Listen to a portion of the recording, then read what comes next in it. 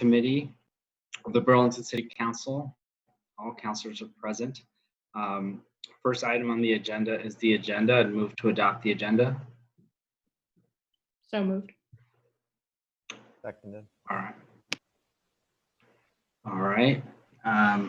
All those in favor of adopting the agenda, please say aye. Aye. Aye. That passes. And second item on the agenda is the June 23rd, 2020 minutes. I make a motion to adopt the minutes of June 23rd meeting.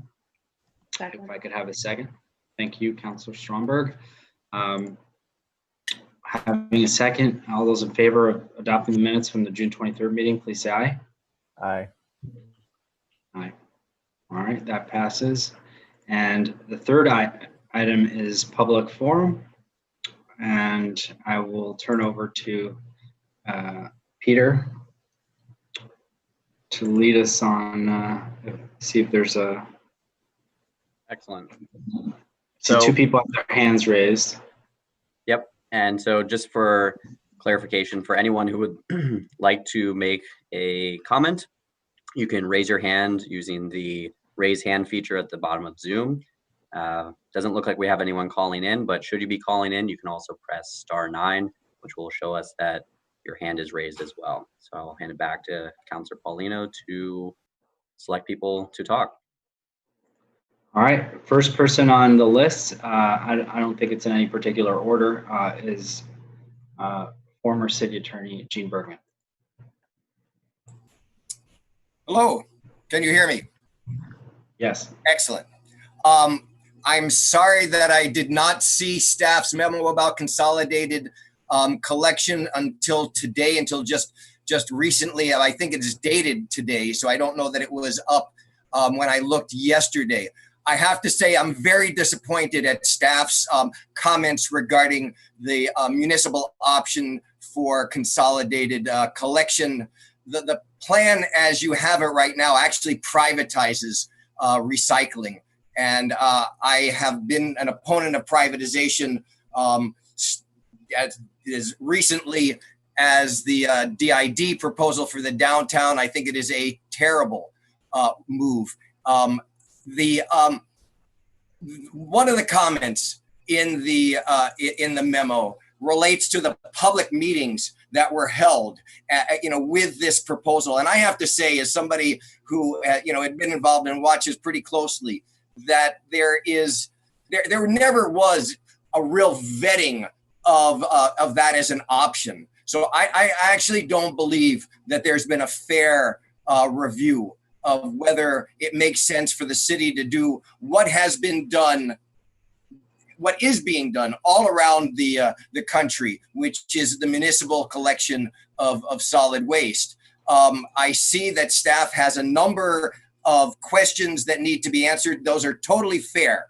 In fact, that's what I think should have happened. I don't mean to predetermine what the best option is, but I do think that it is incumbent on the city council to investigate a public option to the collection of this vital service. As the consultant's report indicated, that is really the vast number of collection systems in the country, at least as far as I read their report. And if they haven't written it clearly, then that's an error on their part. So I just want to urge you to take this up and to look at it seriously. There is I think a really bad trend that has been going on for far too long around the privatization of municipal services. And I don't want it to continue in my city. And I think that this is an appropriate public core service. The last thing I'll just say is the memo talks about going back to the core services of DPW, and the collection of garbage is a core municipal public function. It's why we've got public landfills, why we ran a landfill here until we ran out of space. That is what they're talking about is an incredibly slippery slope. And I ask you to please stop that, to ask for a real vetting of that option, and hopefully that will come and show that it is a viable option for the residents and taxpayers and ratepayers of the city of Burlington. Thanks.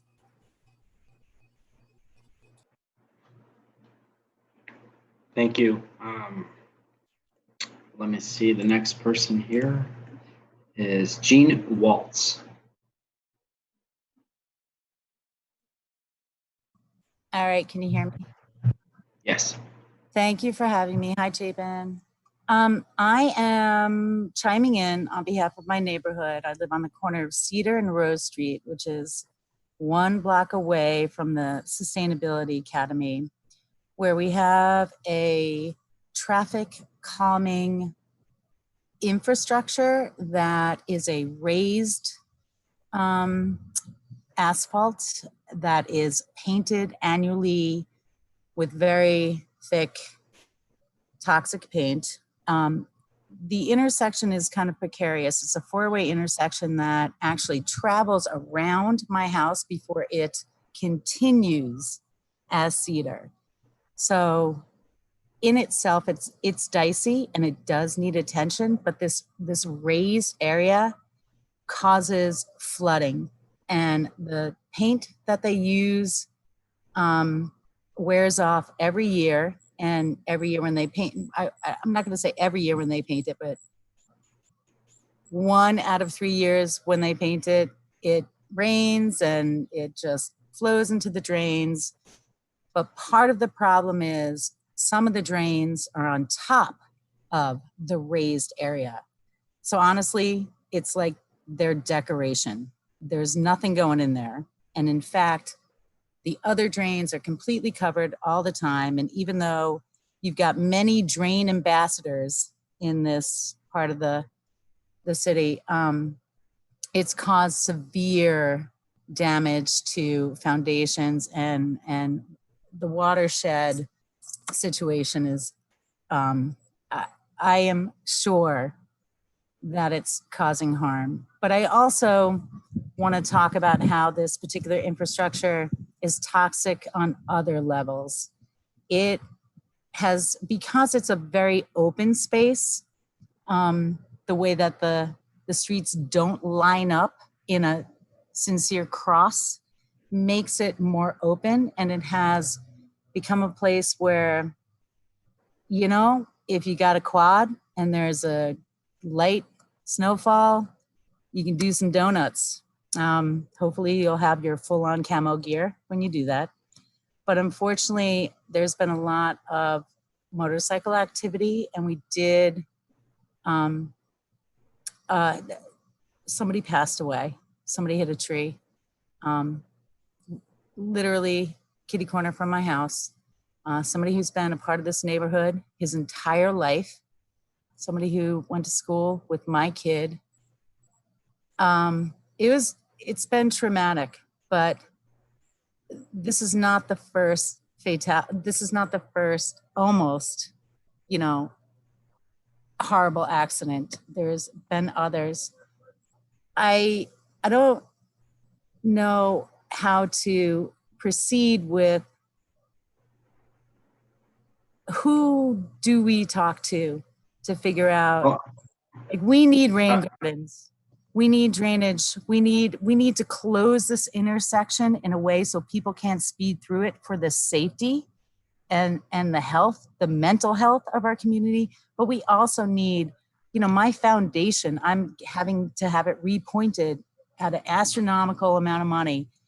It is a sieve right now because my sidewalks are lower than the street. And I would also love to get an email. I would love to share pictures over the years. I've been at this house for 18 years, and I've lived in the Old North End for 30.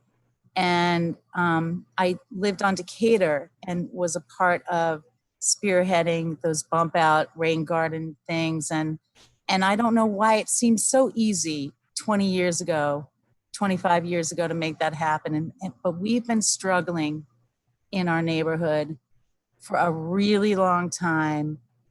with stuff about water, drainage, and safety. This intersection is toxic. I'm not sure where Ms. this, Waltz, I'm going to ask you to wrap up your comments. Okay. Usually limited to 2 minutes, but I'd like I'm you to go on a little sorry. I'm further. sorry. No worries. My thing is, I would love to get your email address, be in communication about how to inform you of how severe this situation is, and then hopefully get recommendations from you for moving forward to make this better. I will just, I don't normally comment, but I will say you are talking to the right person. And I think if you're further interested, you should email Rob Goulding and they can respond about the public safety issue regarding the intersection. I think it's more complicated when you're talking sidewalks and drainage, because I can tell you from a person that's not familiar with your area, that is a common problem and it's very expensive to fix.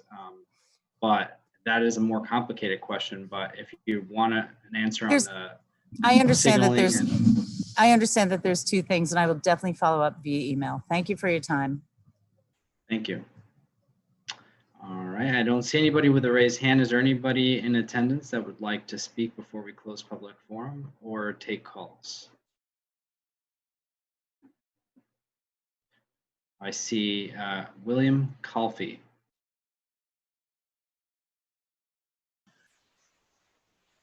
Hi, everyone. Hi. Hear me all right? Good. I want to support the efforts around the Consolidated Collection, and support all the things that are listed: the reduced environmental costs, the cost to residents, the infrastructure, multiple trucks a day running around the neighborhoods, and everything that involves. I'm especially interested in the city being proactive in using electric vehicles for trash trucks as well. So I'll keep it short. I think Spencer knows that. Thank you. All right.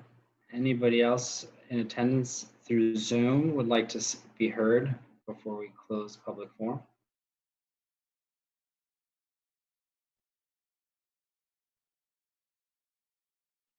And just to be clear, Chair, that the public, should they want to speak during any item coming up, including the Consolidated Collection, will there be an opportunity during those events for people to speak? Okay, thank you for that, Director Spencer. Having seen no other hands raised, I will ask Peter if there's anybody that's called in since we've started public forum. Nope, no one has called in. Okay. So I guess at this point, it makes sense to close the public forum. There sounds like there's going to be further opportunities. And we'll move to item number 4, the Consolidated Collection item, which has generated 2 of the comments in public forum. And I'll turn it over to Lee Perry.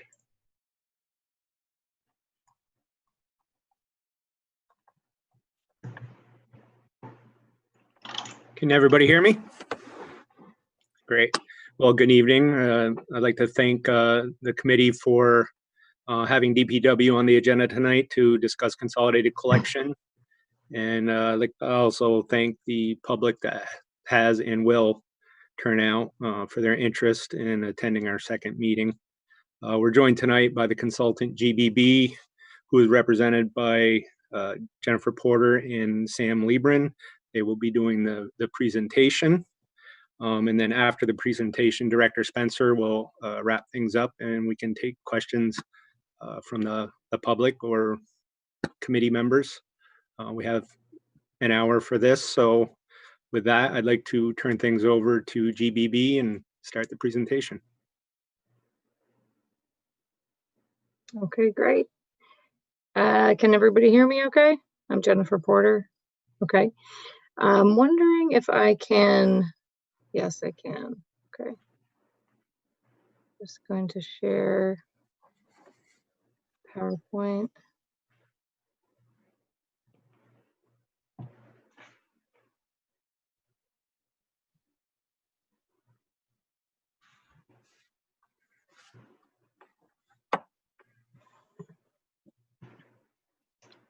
Okay, I turned on my video. Can you guys see me or not?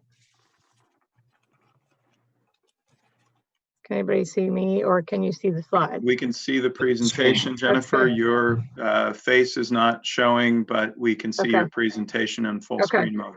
Okay. I turned on the video, but for some reason it's black. So I'll just get going. So thanks again so much for having us. Again, my name is Jennifer Porter. I'm a principal at Gershman, Brickner, and Bratton. We're solid waste management consultants based out of Virginia. And with me tonight is Sam Lybrand, who has been a principal associate with GBB for a number of years and has decades of experience in solid waste operations. I would say, by way of introduction, also, Sam and I traveled up to Burlington and South Burlington it was February, March timeframe of 2019 when we started this project, and we're happy to be at this point to share with you. I am originally from Pennsylvania, and I worked for a number of years out in Portland, Oregon on their franchise, residential franchise program. So have a broad range of experience that we're bringing to the challenge.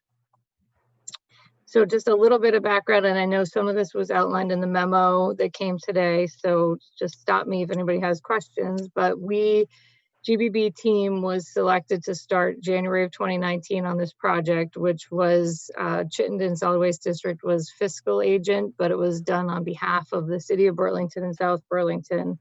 And essentially feasibility study to look at viability of consolidating residential trash, recycling, and food scraps in both cities. On the GBB team was subcontractor was C2 Logics, which looks at collection route optimization. And then also on the team was Shepherd Research, which does preeminent market research, phone interview work around the country. So what is consolidated collection?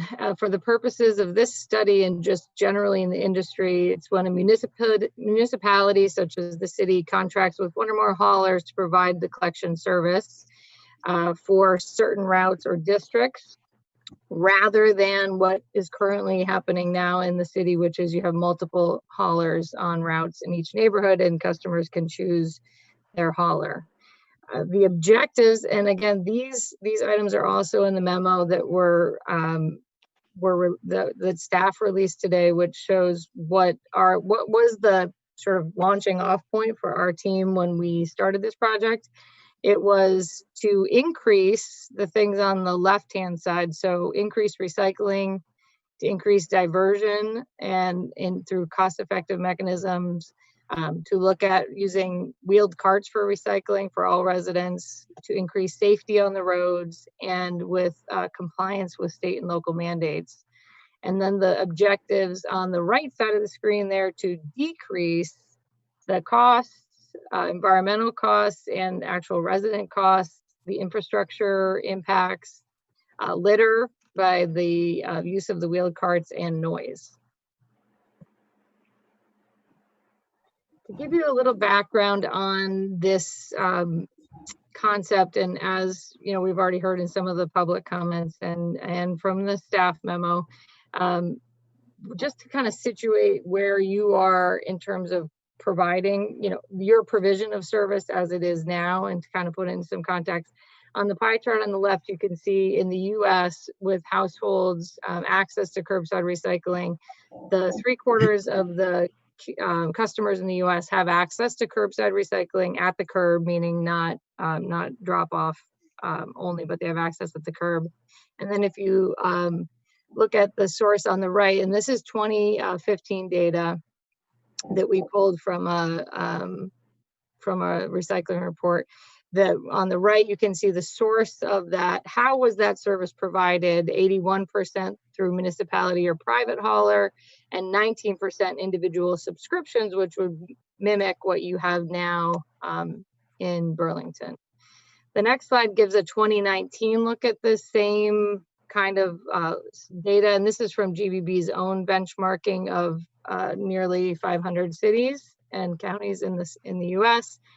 And you can see basically very similar numbers. We're showing here 83% of the cities had municipal or private haulers under contract for the service, and a combination of 17%, or 11% subscription only, and a combination as 6%.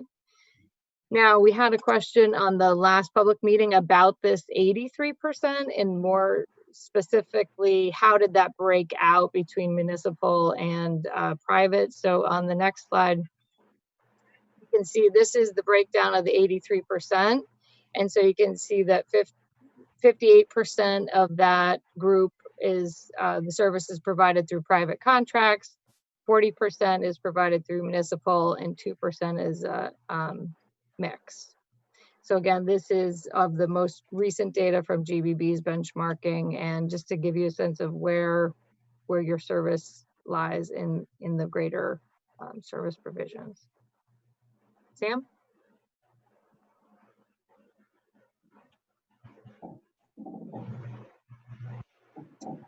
Okay. Let me see if Sam's. Okay. Okay. Good evening, everyone. How are you tonight? We wanted to go through some of the key information and considerations with Consolidated Collection for everyone to give some thought to. We recommended that for buildings with 1 to 4 units, they would be considered a residential unit under the contract. Larger units would be serviced by commercial waste by the haulers. Sometimes they will use front-end load containers, sometimes rear load containers as a more efficient way to collect the waste and recyclables. You can establish performance standards to meet your needs and your community needs as part of your contract. Yeah. These can be such things as, age of vehicles, whether they're powered electrically or with natural gas.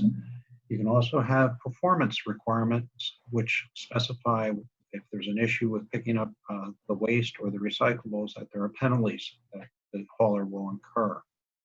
The haulers should have to furnish a performance bond to guarantee their performance. That way, if for some reason the city is having some sort of performance issue with a hauler, you're able to exercise your rights to access the money that is represented by that bond. The backdoor service that's offered probably is really necessary in many cases for elderly residents and some people that have limited street access. We would definitely recommend that you include that as one of the options for requiring the haulers to service.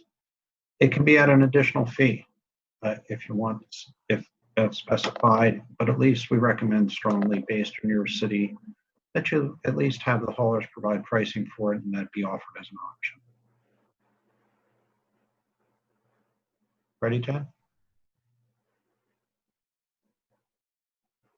Okay.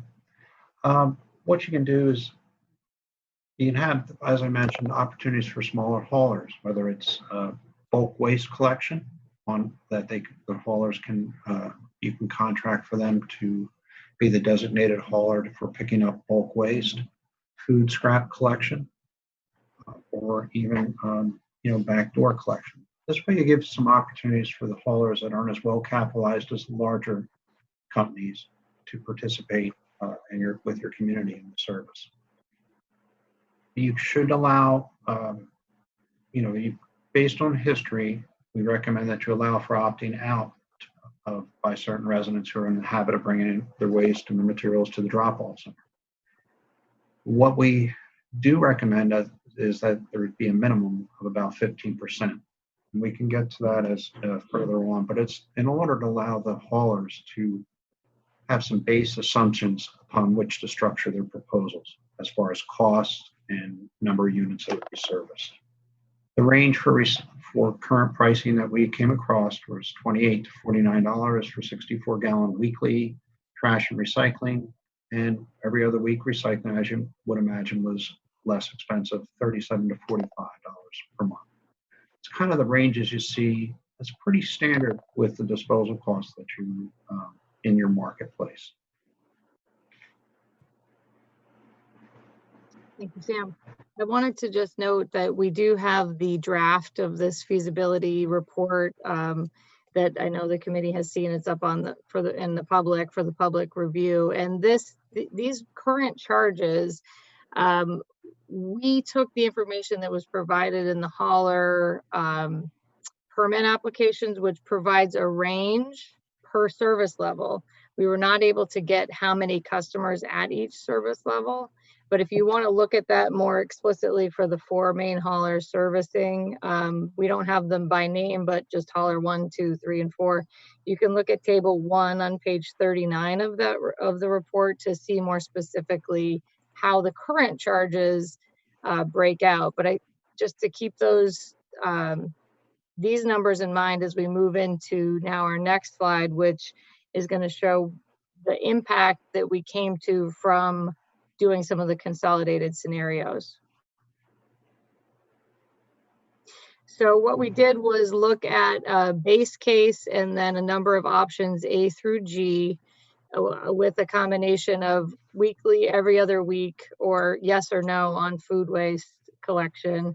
And again, each scenario we looked at yes or no in terms of opt-outs. So no opt-outs means everybody would pay for the service, and opt-outs capped at 15%, which we pulled that number based on somewhat the public phone survey and the responses that came back from that, and what we think could be functional for the potential contract should you decide to go that route. So in order to read this chart, you read across, so let's look at the highest priced option, which is the one in red, which is option C. That's your weekly trash, weekly recycling, weekly food waste, allowing your opt-outs at 15%, which in each case, as you allow the opt-outs, instead of spreading the price for service over all customers, if you have reduced customers, then the price per customer goes up slightly. So that's what you see in terms of, comparing option B to C, but in the case, the highest price option then being C. And for Burlington, the price just under $35 a month. The lowest priced option then came up as what you see in green for Burlington, which is about $20 a month, which is option D. And that's an every other week for both trash and recycling, and none on the food waste and not allowing the opt-outs. So you can kind of see that's the bounds of the price per customer per month that we came up with. And just again, to reiterate, if we look back at the previous slide here with what's currently charged, and again, that refers to table 1 in more detail in the report, you can see the comparison. There's a we're estimating a significant price reduction. And a lot of that is based on the assumptions of how the collection will be done, and I'll get into that a bit more. But the little check marks here at the bottom, just noting that as Sam covered, we're assuming that should this go forward, you'd want to allow for opt-outs. You would want to think about the organics, especially given the new state regulations. The backdoor service we knew was really important, and also allowing for container size. Okay, so just at the broad scale, we present this in the report also, and then share it here. If you look at system cost savings, so again, going back to what we showed in the previous table of how much it would be per customer per month at the lowest cost option, which was your every other week option, around $20 a month. For the city of Burlington as a system, if everybody was in that size, and if everybody were in that current service level now, we're estimating $700,000 to $2.8 million in savings annually, and that's again related to the cost savings per customer per month. But again, we're projecting out, since we don't know exactly where every customer is currently. We're projecting those savings out. The next slide then shows the same kind of analysis, but then now here we're assuming weekly collection. So again, if we looked back at what we knew was the current weekly service level and chose a midpoint of that range that was reported, and then looked at the price that we had come up with the consolidated system, For the city of Burlington system-wide, we came to 1.6 to 3.6 million in savings.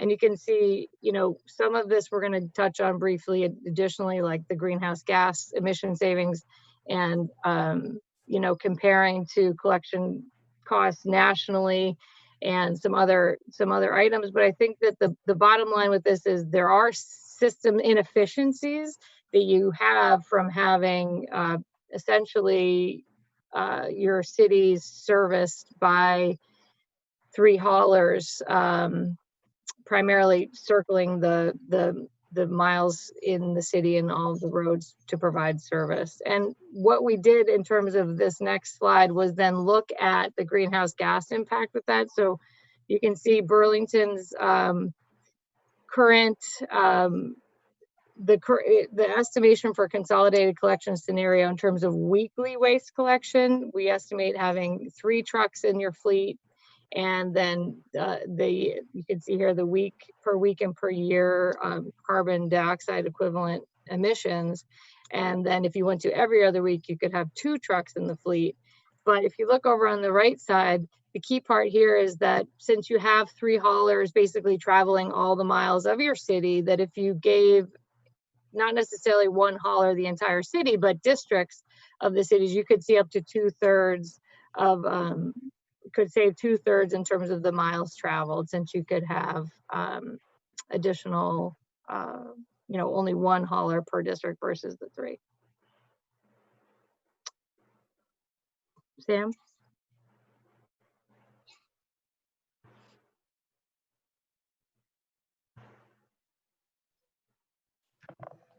We made several recommendations, 8 actually, and I'd like to review them with you very quickly.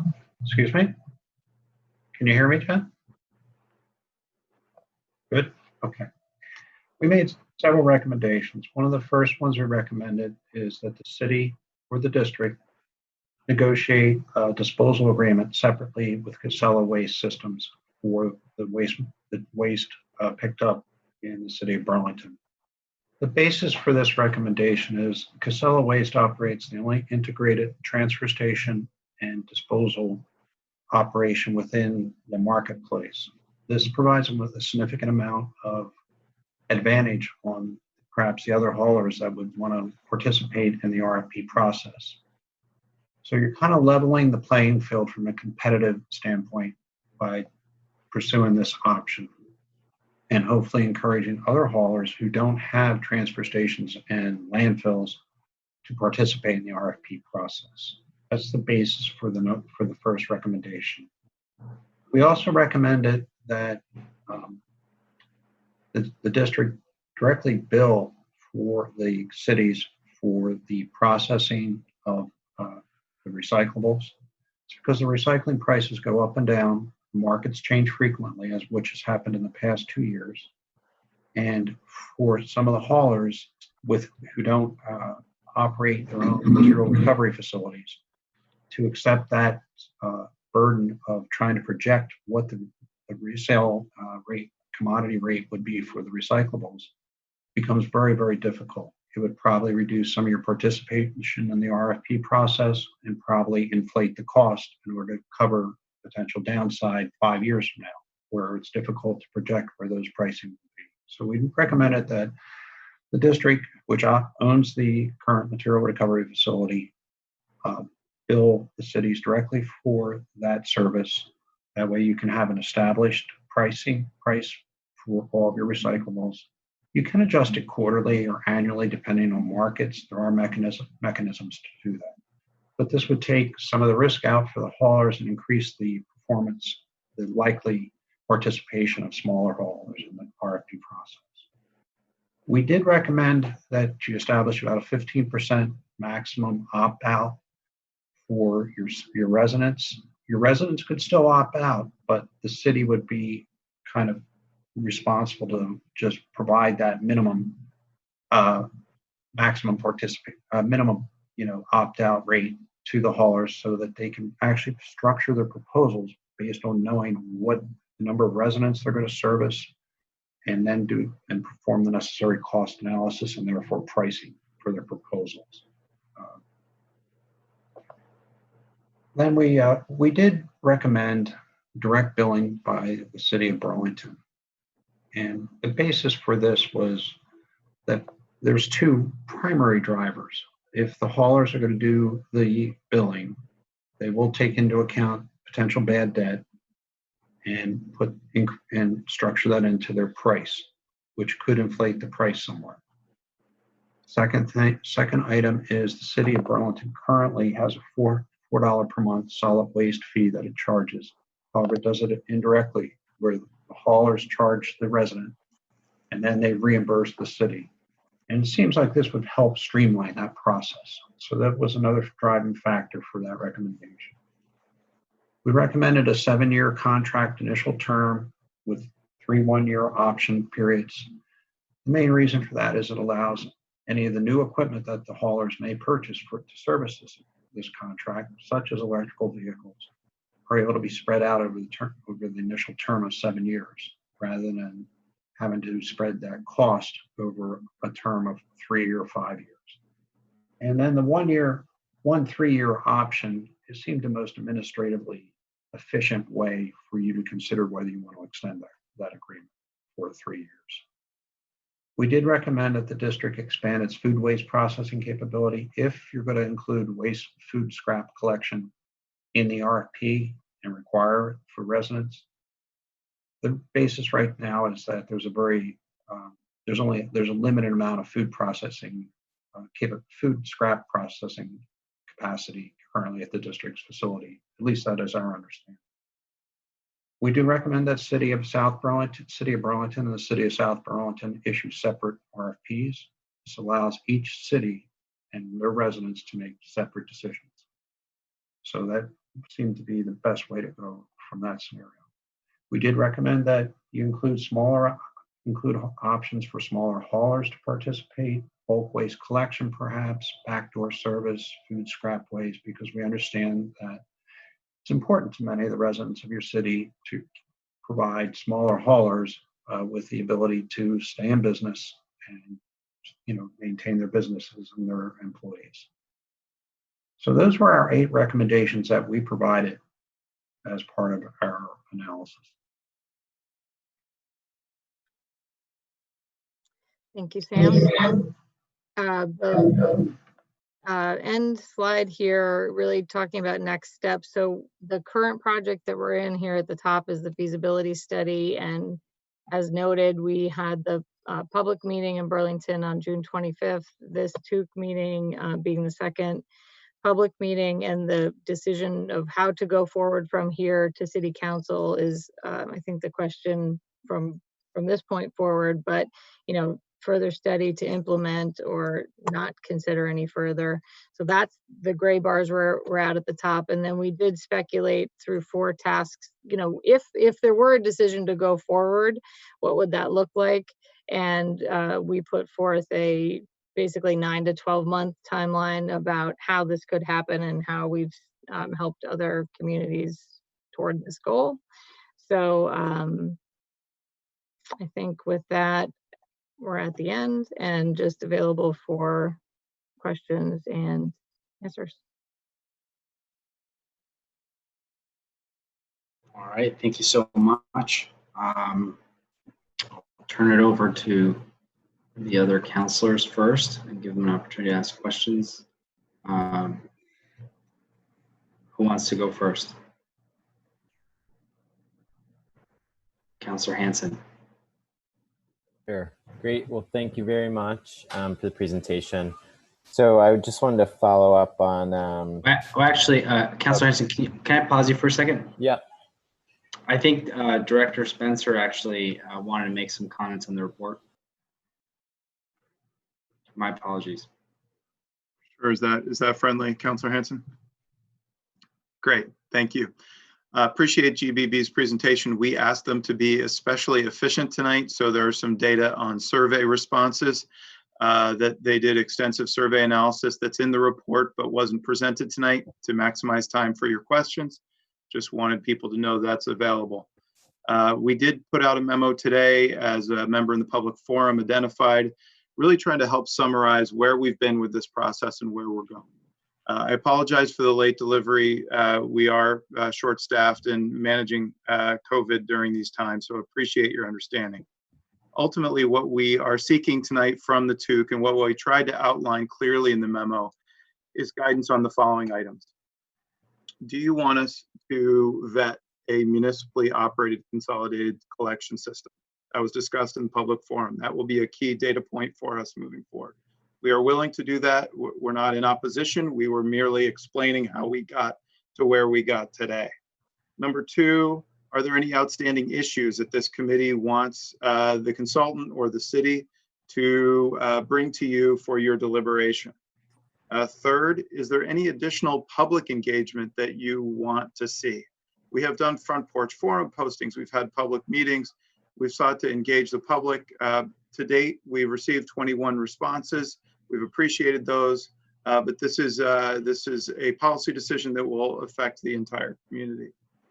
And then lastly, when you want to develop a recommendation, will you be prepared tonight to advance something to the city council, or should we plan for subsequent meeting, and if so, when? In the memo, it outlined a number of things, our past timeline for how we got here. Staff comments about the report.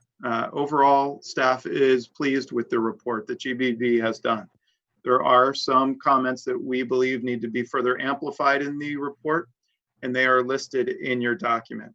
A number of them have to do with billing recommendations, specifically the city doing the billing, but private haulers doing the collection, and how that interface could work. The cost savings assumptions we think need to be clarified, and just being clear about the implementation timeline. We saw in one of the end slides of a 9 to 12 month implementation period. We're believing that it is going to take longer than that once we factor in private haulers needing to acquire equipment, staff, set up the policies accordingly. We talked a little bit about why we've looked at the private hauler system. We did that based on the direction of past councils and CSWD's past consolidated collection work. Doesn't mean we can't, based on your guidance, look at a municipally operated model. And we look forward to that conversation tonight. We also identified, if we are going to study that municipal operation, what are some of the key elements we need to look at? And we detailed those for you. And lastly, we've been in contact with two communities in Vermont who have consolidated collection, Brattleboro and Westford, and provided some additional detail for you there. We're all ears, wanting to hear your thoughts and questions, and thanks for your time. All right. Thank you, Director Spencer. I'll turn it over to Councilor Hanson. Great, thank you. So yeah, I've always, I think, expressed my support for consolidated collection. I think it's a great step forward, both in terms of sustainability and cost savings. So I continue to support it. I continue to be eager to implement it. And I also do think it is worth looking at the municipal option as well. That you just noted Brattleboro, and they've had some great success with reducing waste generation and being able to do some pretty innovative things around organics and around cutting solid waste. So that's a cool model. I would definitely, I would want to look into the public option, I guess, so to speak. But other than that, other than wanting to dig into that a little bit more, I feel really solid and feel like I want to, I feel eager to move forward and to implement. So, and I guess the only other thing that I'm maybe not 100% clear on is just the we've got these three different streams with solid waste, recycling, and organics.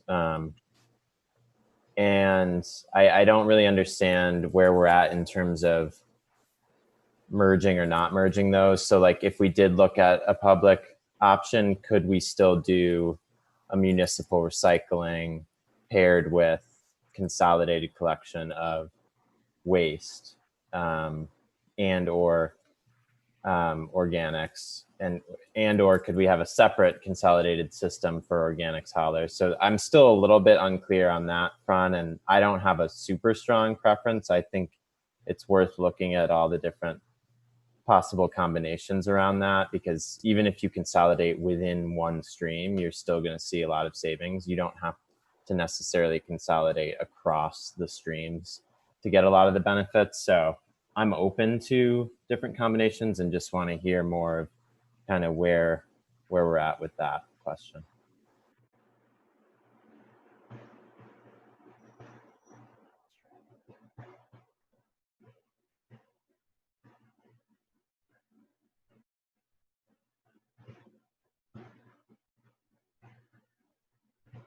Paulino, would you like the consultant to respond to some of those questions that Councilor Hanson brought up? Yes. Great. So Jennifer and Sam. Okay. Yeah, I wasn't sure. Sorry, I didn't know if we were going down before responding, but I think that we could look at the separate streams, and Sam, you can comment on this operationally. You know, could you consolidate? I mean, right now, essentially you have municipal collection for the recycling, right? So when we came into this project, the idea was that to be the part of the premise was to have that no longer be a city service and have that be part of this. So we didn't study the combinations of keeping that piece. But that is, that is essentially the system, the base system that you have. So in one sense, you could look at your current pricing, and as Sam brought up, and you're aware the charge that comes through the haulers back to the city is sort of like the shared billing process you have. I mean, in some levels, now it's not consolidated on the trash stream, but you could sort of think about your baseline as sort of a hybrid now that you do have. We didn't though look at it with the other streams, but operationally, Sam, what would you say in terms of consolidating streams, not the entirety? Well, let me try to address some of the considerations for operating a municipal collection system that is not contracted to a private hauler. You really have to consider the significant capital expenditure the city will have to be willing to budget for equipment, trucks, people, establishing a management, and expanding your management and supervisory structure, I would imagine. Your customer response capability, your customer service and response capability, and your billing. So it's a significant undertaking that you really want to understand and consider. It's not impossible. It's done in other cities throughout the country with various degrees of success. The question is, do you wish to focus your attention on providing that service and utilize your funds to do that, or spend them and your time focusing other services to your residents? Those are kind of like a very couple points for you to consider as part of that situation. As far as I didn't quite understand the comment concerning cross mingling of streams, but I think I just misunderstood. You obviously don't wish to try to mix any of the three current streams, such as food scrap waste, curbside recyclables, or solid waste. But I think I just misunderstood that comment, to be honest with you. I think it was to the point of, could you consolidate, say, trash and not recycling? Could you privatize the portions of, say, like a food stream or a trash stream and not all the streams together? Sorry, I misunderstood. Yeah. Yes, you definitely could. That's how you structure your RFP and your contracts. Mm-hmm.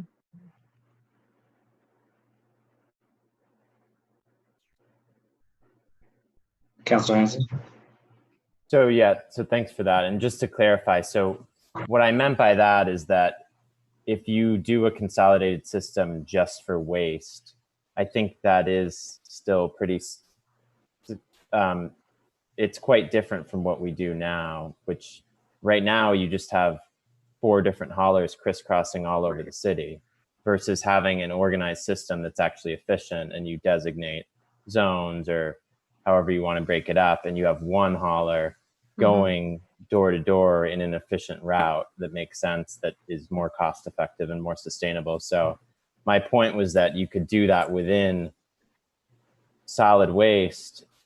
That doesn't mean you have to merge recycling into that system for there to be benefits. So that was just what I was trying to understand, is could we look at doing that within solid waste while maintaining potentially the municipal recycling? And then the question of organics comes into the mix too. And my understanding is that these waste haulers aren't necessarily, many of them don't have trucks that can do both at once anyway. So it would have to be a different truck either way. So you're not necessarily getting those efficiency gains on that side of things, where they would pick up the organics at the same time as the.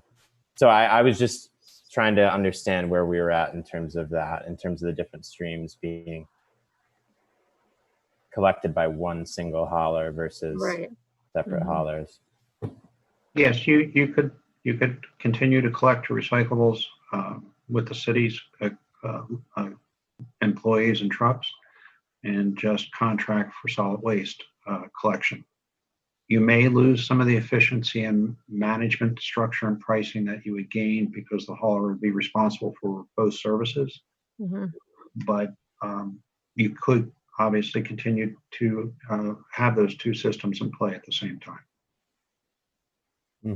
Yeah, it'd be nice to kind of see the three side by side of doing municipal everything, doing kind of that hybrid that we just talked about, and then doing privatized everything. That would be, for me, I think, really helpful to see those three options and compare and contrast.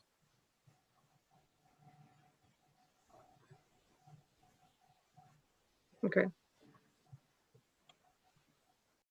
And I guess, you know, it's more than, it's really more than complicated than I just said, because it's not two streams, it's three. So you get into different layers of 2 and 1 or 1 and 2. And, but I think you all get what I'm getting at. All right. Councilor Stromberg. Thank you. Thanks for that presentation. That was really helpful.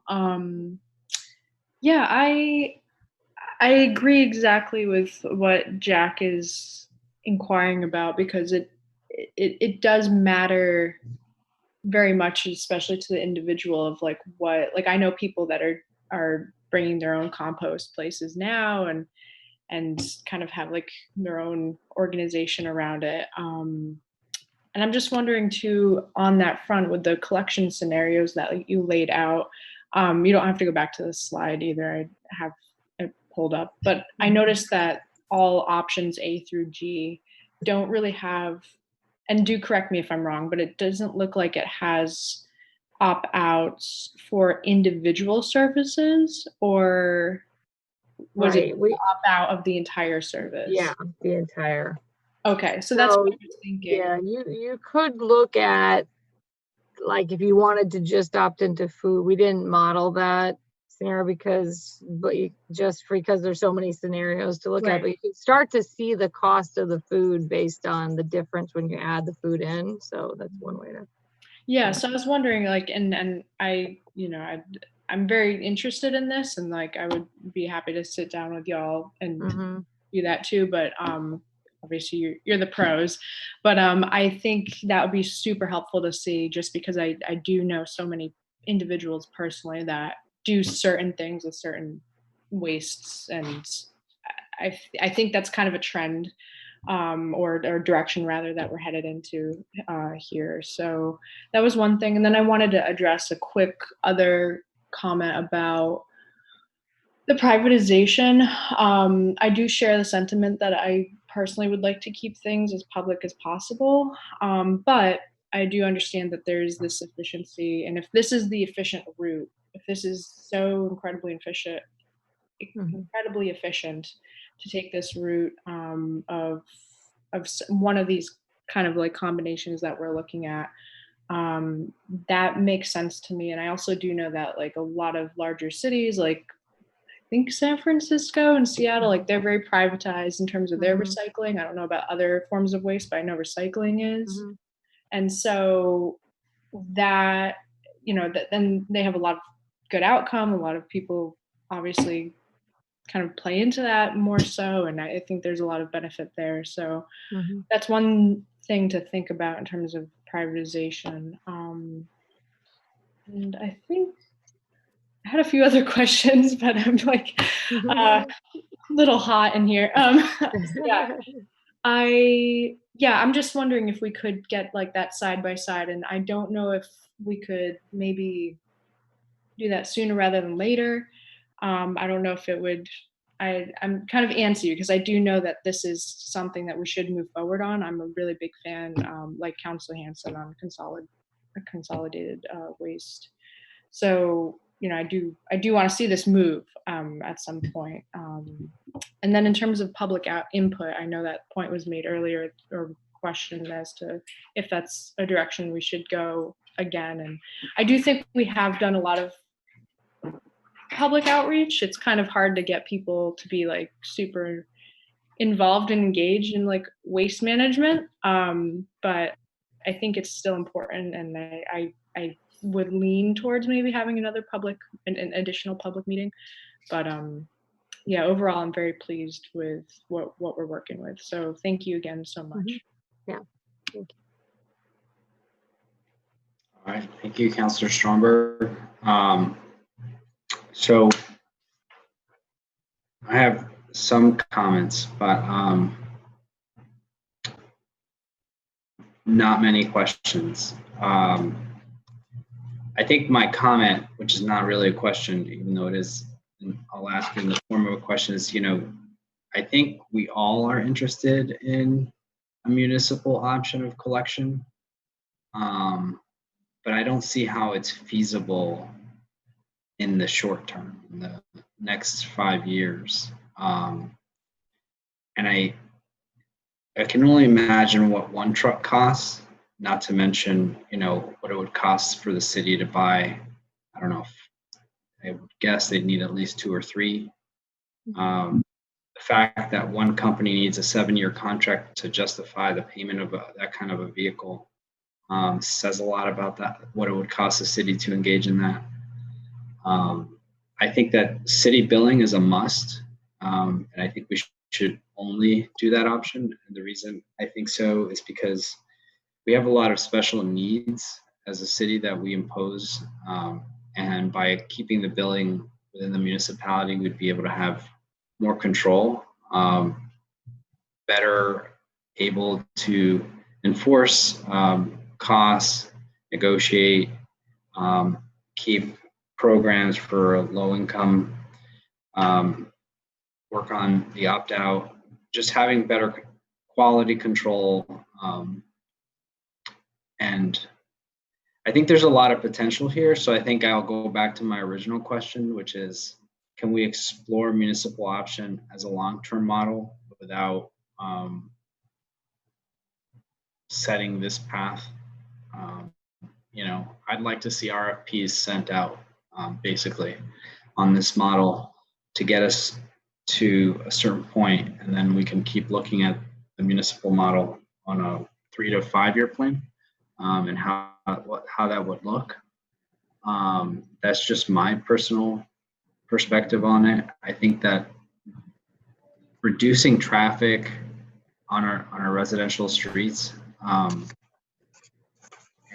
the emissions from those repeated same, you know, different haulers going on the same streets on different days, and it's a lot. And I just think there's a lot of potential here. And I would think 2/3 is reduction is probably an underestimation from the amount of time that those trucks are actually on and operating, emitting fumes. So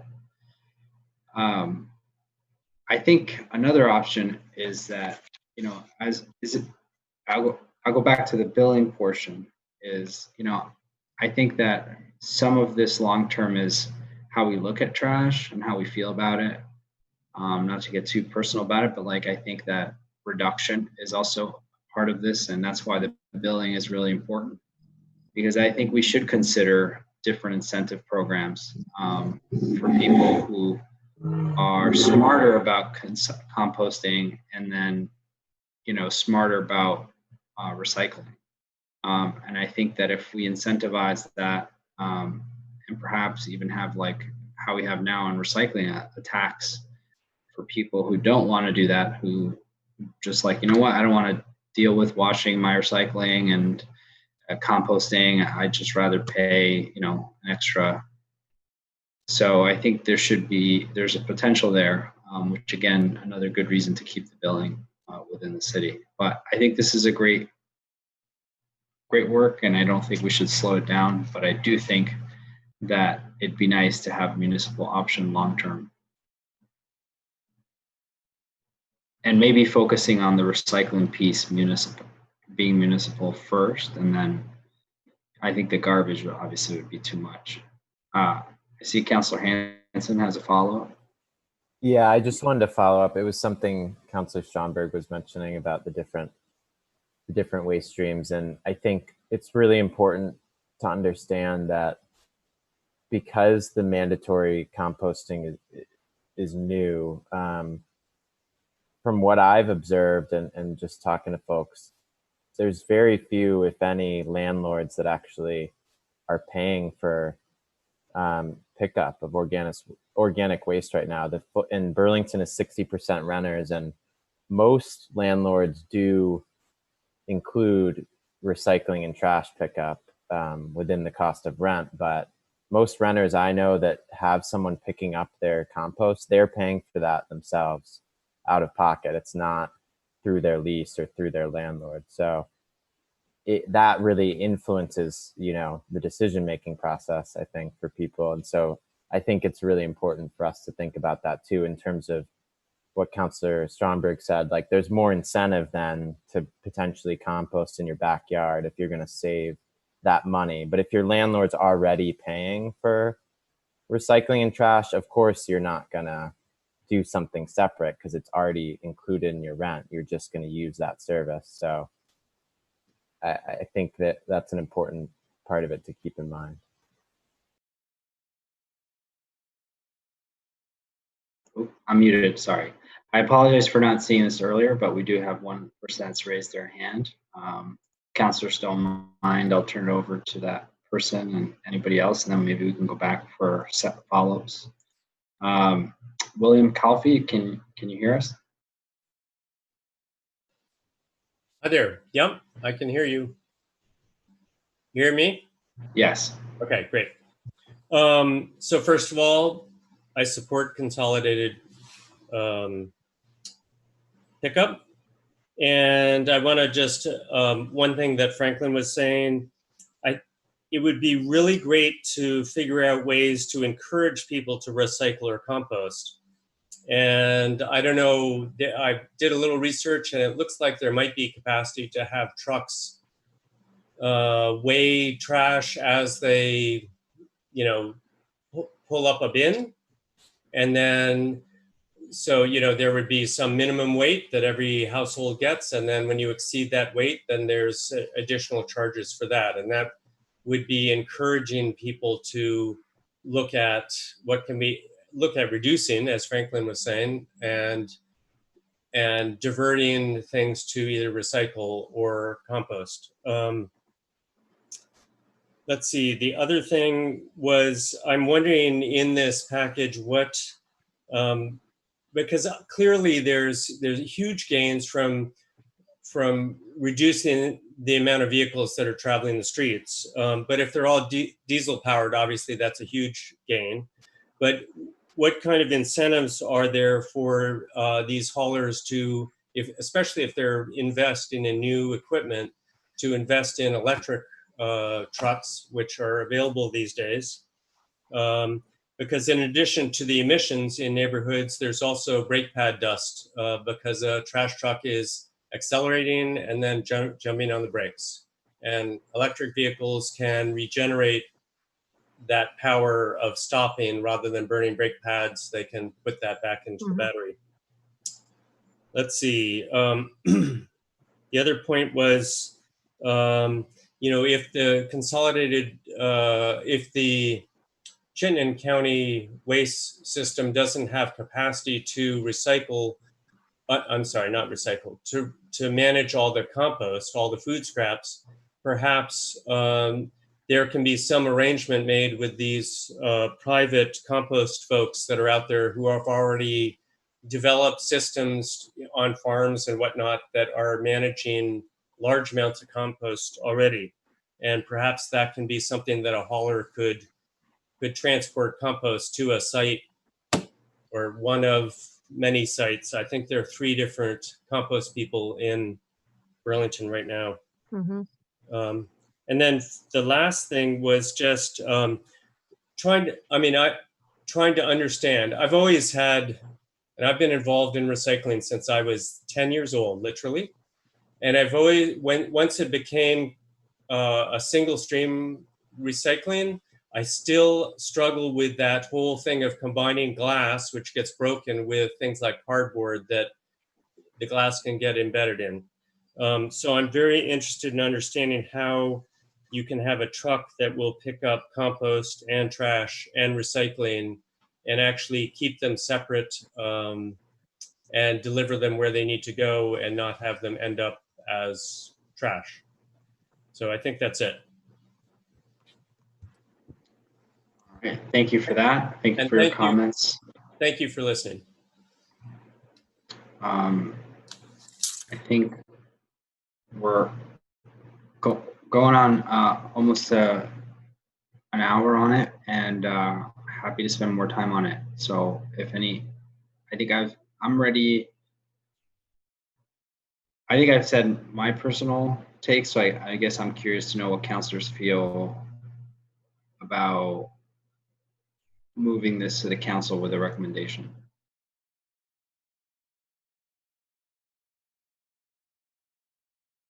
If that recommendation included, like I said, that a requirement would be that, within that we explore the municipal option at a minimum for recycling in the long-term basis. That's what I was thinking.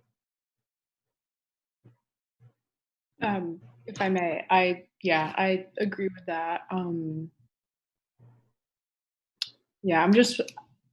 Would we be able to get the kind of side-by-side data before that or during that time before we'd eventually take a vote?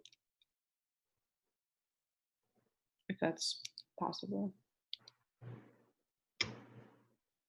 You mean, so side by side as to whether we went all municipal versus a hybrid model versus completely private? Yes. I think no. Okay. I mean, I would just, I'm sure they need, I would guess months. Okay.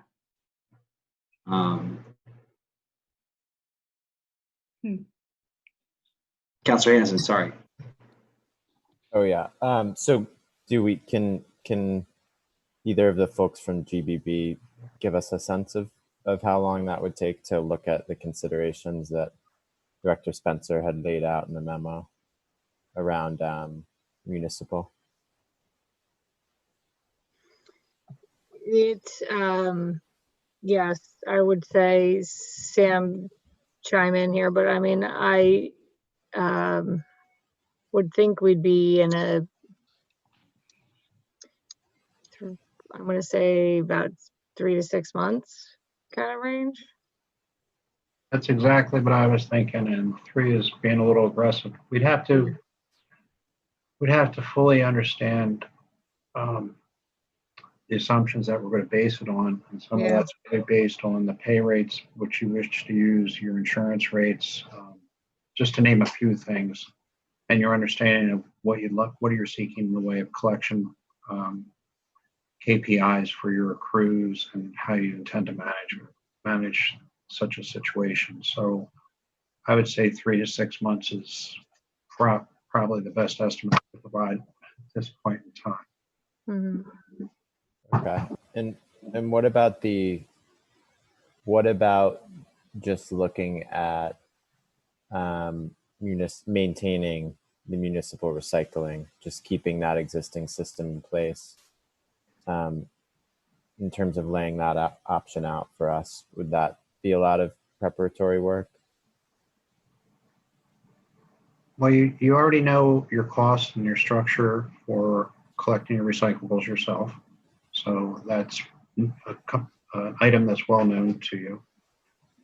We can make some estimates about what it would do to, I suppose, the pricing, because one of the considerations, if it was just for collection of solid waste versus recyclables. Right. I'd have to give that some thought. I have to be honest with you before I Mhm. provide you with an estimate. I'd like to really give that some thought rather than just commit to something. Director, feel free to chime in anytime. Great, thank you. So my understanding back in the early days of recycling, and maybe we need to rely on Councilor Pine a little bit, but the city, with my understanding, for the first round of recycling did put it out to bid, and Casella did win the first contract for recycling. It was on the second round that the city decided to put in a bid and selected the municipal bid to run recycling, and we've run it ever since. So one way to expedite things, if I hear from Councilor Hanson, Stromberg, and Paulino kind of an interest to keep things moving, one way would be to advance a recommendation for consolidated collection to the council. And then we could, as we're working on the RFP and developing the service levels that we as a community would expect, could consider whether or not the city itself wanted to put in a bid, or we could put it out to bid for the first round and let it be privately operated with the understanding that we could put in a subsequent bid on subsequent rounds. So there may be ways that we can kind of proceed without doing a full evaluation of a municipal collection at this point. There's an option for you.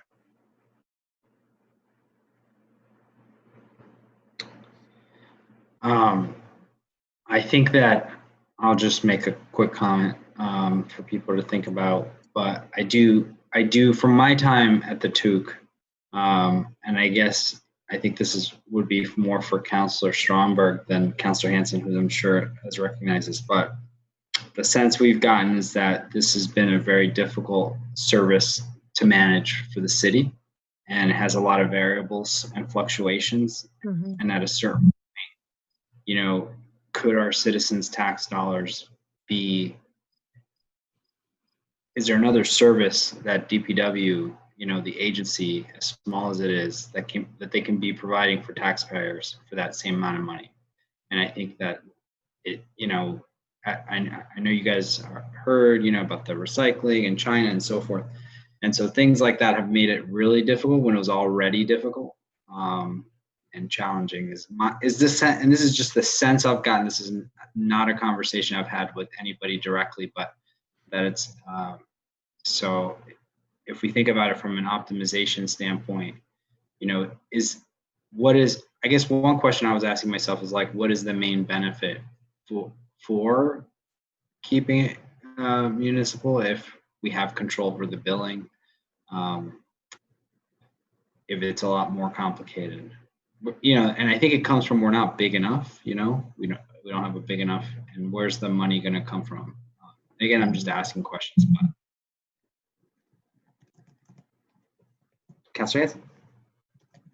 Great. Yeah. I mean, I think there's a lot of questions. I think the only way to get them is to actually have the professionals do the work to actually evaluate those questions. So I'd want to make sure that was happening, that we were looking at those, even if it is going to take some time. I think the piece about, keeping the recycling as is and just consolidating on the waste side that's a much smaller task, I think, to look at, and should take longer. But even if it's going to take 3 to 6 months, I still think it's worthwhile to look at that. So I'm definitely open to keeping the ball rolling as we do that, but I want to make sure that that's actually happening now. All right, Councilor Stromberg. And I want to clarify too, and Councilor Paulino, you made good points. I just want to say that my only apprehension is not just surrounding the privatization aspect of it. It's kind of just like all of it. I feel like there's just so many different avenues we can take, and I would really, really want to do this right the first time, because it is such a large operation and a large kind of swap and allocation. And I really would like to know a little bit more before we make a recommendation. And I personally want to be able to do some more homework on this and get to know what our options are, because that exact thinking, I don't know if it was Sam or I believe so, was saying how we're not sure yet and that kind of thing. And that's the exact feeling I feel, is like, I'm not really sure. I don't think anybody feels so strongly in one direction to pull a trigger on something. And I think until we all feel that way and we're passionate about what we really want to see in the city, then that's when we would do it. But so I'd feel a little bit more comfortable taking a little bit more time to just have all of the data that we need. Thank you. All right. So it sounds like the feedback, and please correct me if I'm wrong, is that Councilor Hanson and I support sort of being a little bit more aggressive with the, moving away from the current system, as long as we separate the recycling piece and keep it as is and take more time looking at that, which is what Councilor Hanson Stromberg wants. But it sounds like Councilor Stromberg differs and wants more information on municipal options for consolidated waste as well. And then that doesn't involve composting. So I'm not sure how people feel about that, but I think that would be a fair assessment, and I think that is the way to go forward. I don't mind taking more time to look at. The consolidated waste I feel like is really important. So.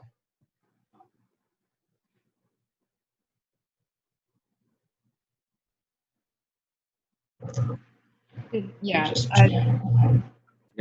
Go ahead, Councilor.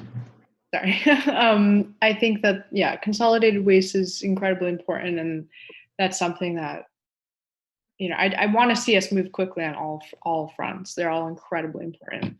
But I would like to know a little bit more. I think we really do need to explore the public option as well and really do it justice, because once you kind of move in one direction, once you privatize, it's really hard to step back from that. So again, I'm not being like pessimistic about it by any means. I just want to know wholeheartedly before we take such a large step. Thank you. All right, and then there seems like two people want to speak. I'll first go to Jennifer Green, and then I'll go to Mr. William Calfee again, who's raised his hand. And then I think, unless councilors have something after that, we can move to the next item. Ms. Green? Hi, thank you, Councilor Paulino. Just chiming in here at the last minute. I apologize, it's the 11th hour.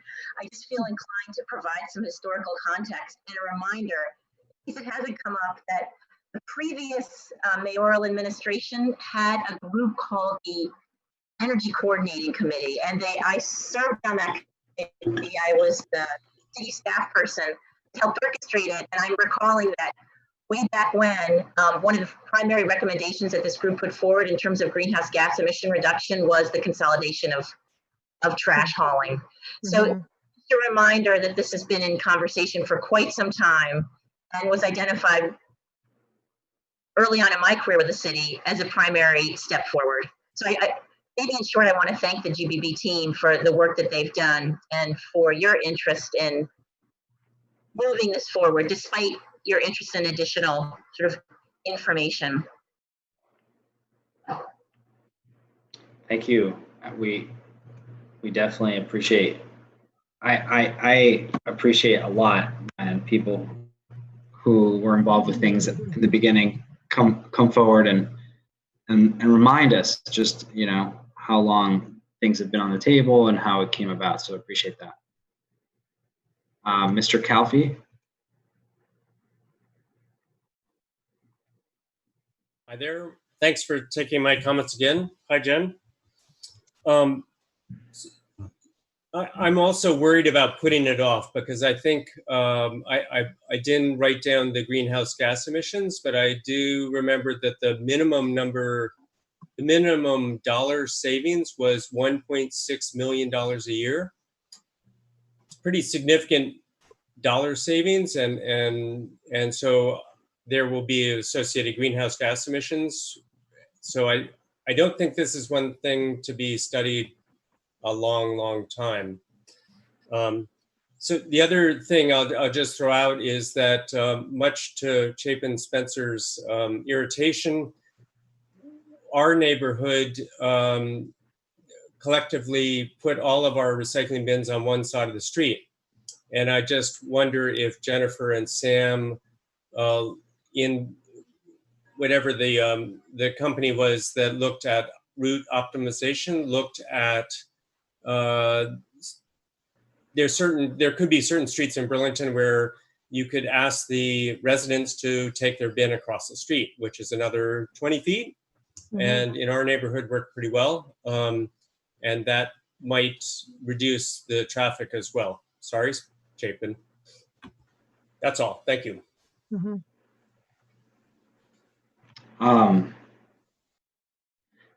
The other idea that I just thought of is, you know, could we move forward to the council so that we can get RFPs and request more information and have that vote, you know, have both be in the 3 to 6 months.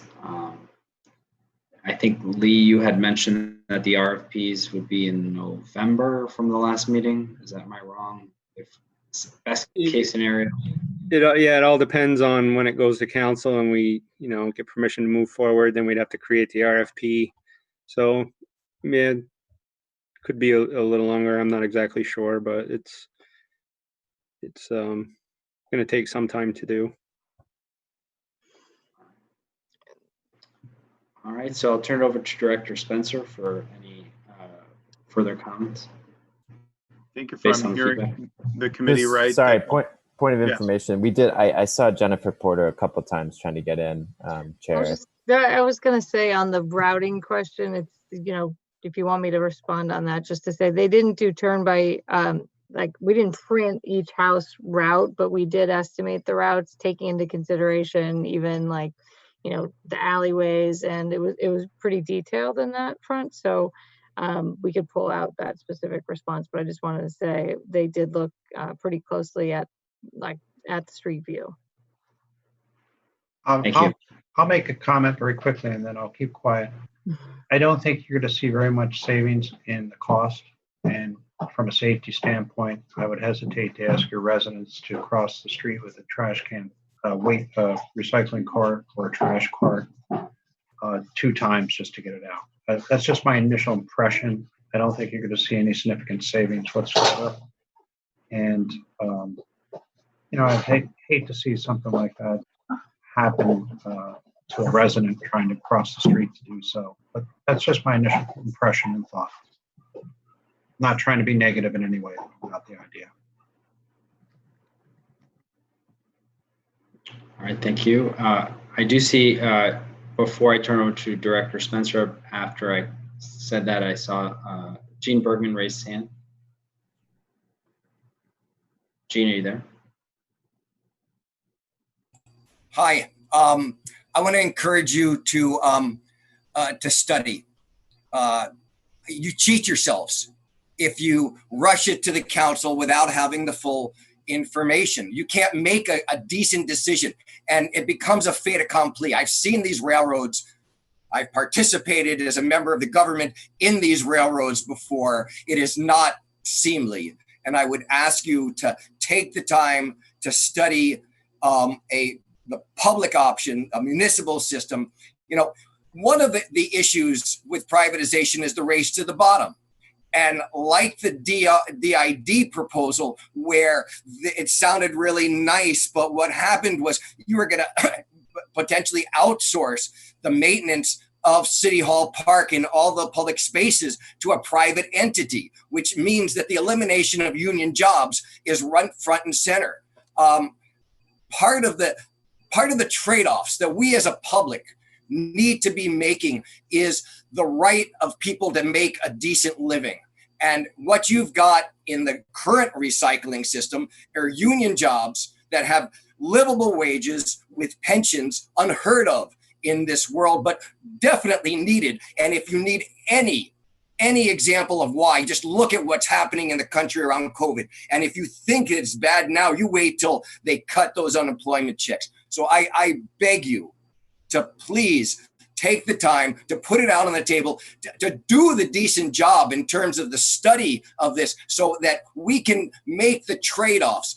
If a public system is going to be more expensive, if it's because we're going to be paying our people, you know, $15, $16 an hour with a pension versus 10 or whatever the minimum wage is, that's something to know. It may not be the case, but we need that information so that we can decide as a community. And I just want to say that, Franklin, your idea about billing makes perfect sense in a municipal system. Then you can add all of those incentives with it's a single payer system. So I really want to encourage you not to forward this to the council right now, but to take that 3 to 6 months. And if you can get out before that, what it would be on the just keeping the recycling, then you can debate, you can have this and you can continue this conversation in the tube. So it's not like you're just going to ignore it and then it doesn't happen. So please, thank you.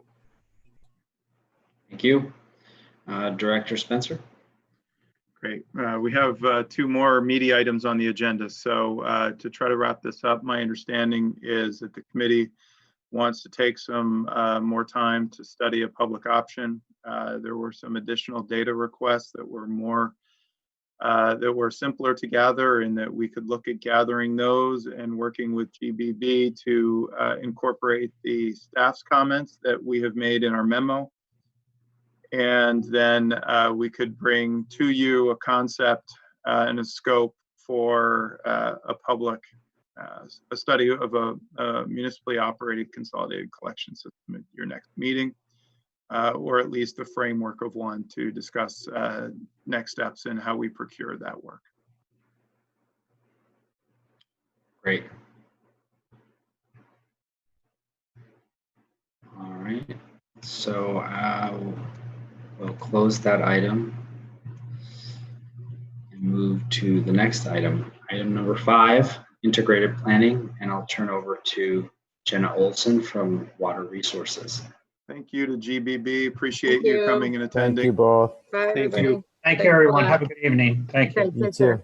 Bye-bye.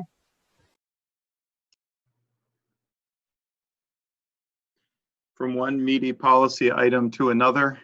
Thank you, Jenna, for coming here to talk about a really exciting long-term planning effort that will help us all address water quality issues that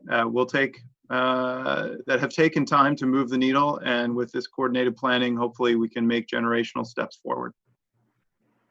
Hi. So good evening. Thank you for making the time for us tonight. My name is Jenna Olson, as Chapin was just saying. I am the Policy and Programs Manager for the city's Water Resources Division. I am joined tonight by Julie Beth Hines of Birchline Planning LLC, who has been consulting for the city on the integrated planning project. So some of you may have actually heard me or Megan Moyer refer to integrated water quality planning at some point over the last few years. It's turned into a little bit of a buzzword for us. Our goal with tonight's presentation is to introduce you to the process a little more formally, provide some really important context for how the many projects we are working on actively and plan on getting underway over the next couple of years fit into the integrated plan, and then discuss the really critical engagement needs that we have for the community over the next 8 to 12 weeks or so. So hopefully, as you guys all already know, Burlington's Water Resources Division is actually made up of 3 distinct sections. We have drinking water, wastewater, and stormwater. Each section is responsible for a significant amount of infrastructure, as well as meeting a variety of regulatory obligations under both state and federal law. And because of how much infrastructure we manage, it can be a little challenging sometimes to keep track of all the different water quality investments the city has made or is making or is going to make, and how all of the work that we've done so far ties into this integrated planning concept. So the city launched the integrated planning process in 2014 with the assistance of an original planning grant from the EPA. It became pretty clear early on that pursuing integrated planning was going to be a huge undertaking for Burlington, but would be the best option for our community overall. So in 2017, with the support of Vermont DEC, we executed an engineering services agreement to complete a more comprehensive integrated water quality plan for Burlington. As it turns out, we were absolutely dead on about how significant of an undertaking this would be. So here we are in 2020 with the finish line finally in sight by the end of the year. So it's important to clarify up front that the items that fall into the purview of an integrated plan are specifically related to our wastewater and our stormwater infrastructure. The primary reason for that is that there are different laws that govern wastewater and stormwater, the Clean Water Act versus drinking water systems, which is the Safe Drinking Water Act. Now, in terms of progress to date, most relevant to tonight's discussion is the work that we've actively been doing under the Clean Water Resiliency Plan. As a reminder, the Clean Water Resiliency Plan was approved by voters in 2018 as part of a $30 million bond request. That project aims to address acute challenges with our wastewater and stormwater infrastructure, and those efforts are underway as we speak. I'm going to talk about the first round of stormwater specific projects that we're working on as part of the Clean Water Resiliency Plan a little later in the presentation, because they do directly relate to this integrated planning effort, but we'll get back to that. So you can find additional details about the Clean Water Resiliency Plan on the city's website. But that brings us back to the integrated planning process. Now, at its heart, the concept of an integrated plan is sort of an umbrella under which all of our various clean water efforts end up living. The final plan will will be a compilation of practices and ways to improve water quality, considering effectiveness, cost, and overall community benefit of different strategies. When I say water quality goals, it's really easy to hone in on our wastewater treatment facilities. They get a ton of attention in the media, and anyone who's ever walked down Riverside or on the waterfront bike path has definitely caught a whiff of our clarifiers. But it's really important to understand that when we're referring to phosphorus, we're actually talking about a combination of sources. Now, from EPA's perspective, phosphorus reduction requirements are broken down into different source categories. The wastewater treatment plants, combined sewers, and separate storm areas each have discrete goals. However, in total, to meet the state and federal regulations that we're subject to, we have to reduce the amount of phosphorus across all of these categories by 63%, ideally no later than 2036. Now, it's important to understand that 2036 is a regulatory goal established by the EPA. Our goal with this plan is to front load our implementation measures to reduce phosphorus as effectively and as soon as we can, hopefully resulting in noticeable shorter-term water quality improvements. The whole concept of the integrated plan is that instead of doing this under a bunch of separate permits, we're going to improve efficiency by having one master plan to address all of these sources. Because at the end of the day, the lake really doesn't care where the phosphorus comes from. The only thing that really matters to Lake Champlain is that we reduce the amount of overall phosphorus getting in. So I'm gonna hand over things to Julie Beth for a bit, and she's gonna talk to you a little bit more about how we're meeting this challenge and the different pathways to compliance under an integrated portfolio. Great. Thank you, Jen. And thank you, councilors, for the opportunity to address you tonight on the work we've been doing and the opportunities for the community coming up on developing this integrated plan.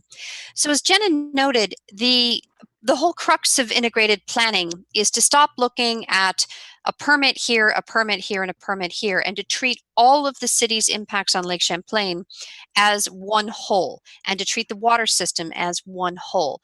There are a lot of different ways among and between improvements at the wastewater treatment plants, in the combined sewer area, and with our stormwater management that can lead to phosphorus reductions.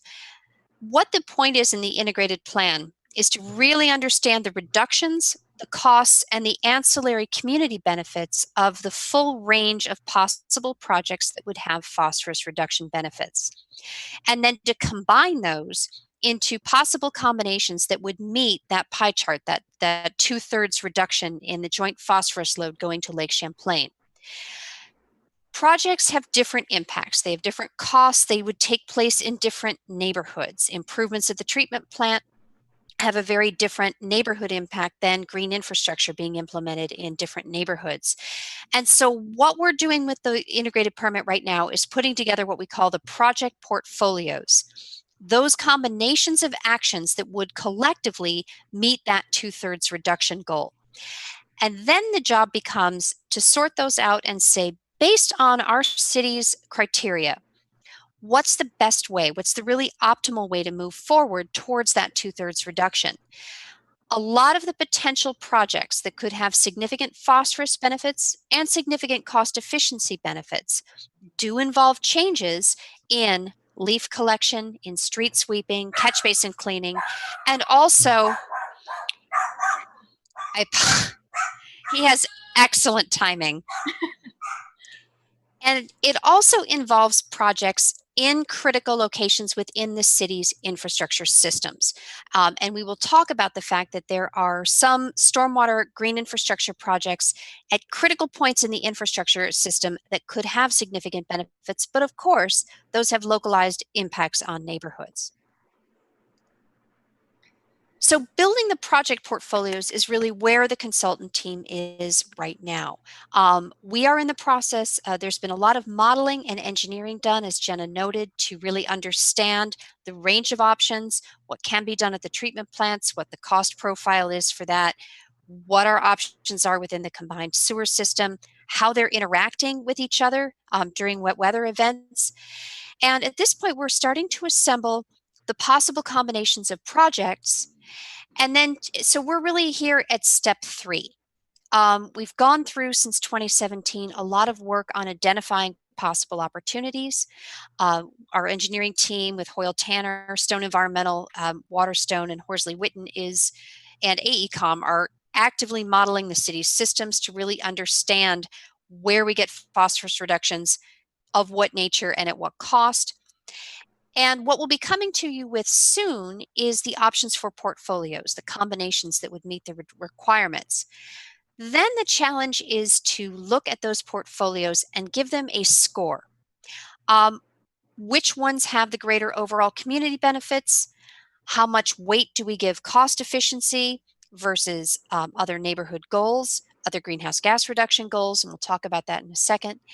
And after that, the city will be asked to go to the state of Vermont, to DEC, and to EPA with a recommended portfolio for moving forward towards that phosphorus reduction goal.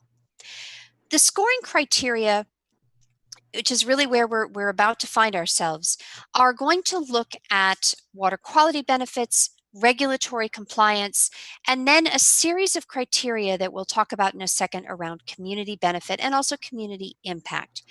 And where we really need your engagement and the public's engagement is which of these criteria need the most weight. This is a process. By doing an integrated plan, we're enabled to look at the broader picture and the broader criteria rather than simply being confined to meeting a stormwater permit with this many gallons managed here or meeting a wastewater discharge permit with this level of treatment at one of the plants. So the portfolio options. It is becoming clear that any portfolio option for the city will include some work to be done at the wastewater treatment plants.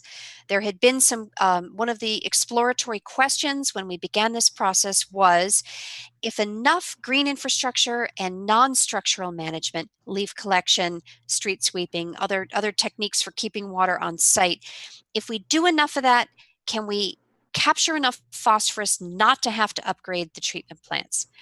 Increasingly, it looks like the answer is no, that some work will need to be done, some investment will need to be made at the city's wastewater treatment plants in order to be assured that we can meet those phosphorus reduction targets. The combination of investments, though, is still very much something that the engineering team and the leadership at DPW are looking at. Another really critical point where we're starting to get some certainty is that upstream controls, including green infrastructure, will be needed to relieve some of the key points in the combined sewer system.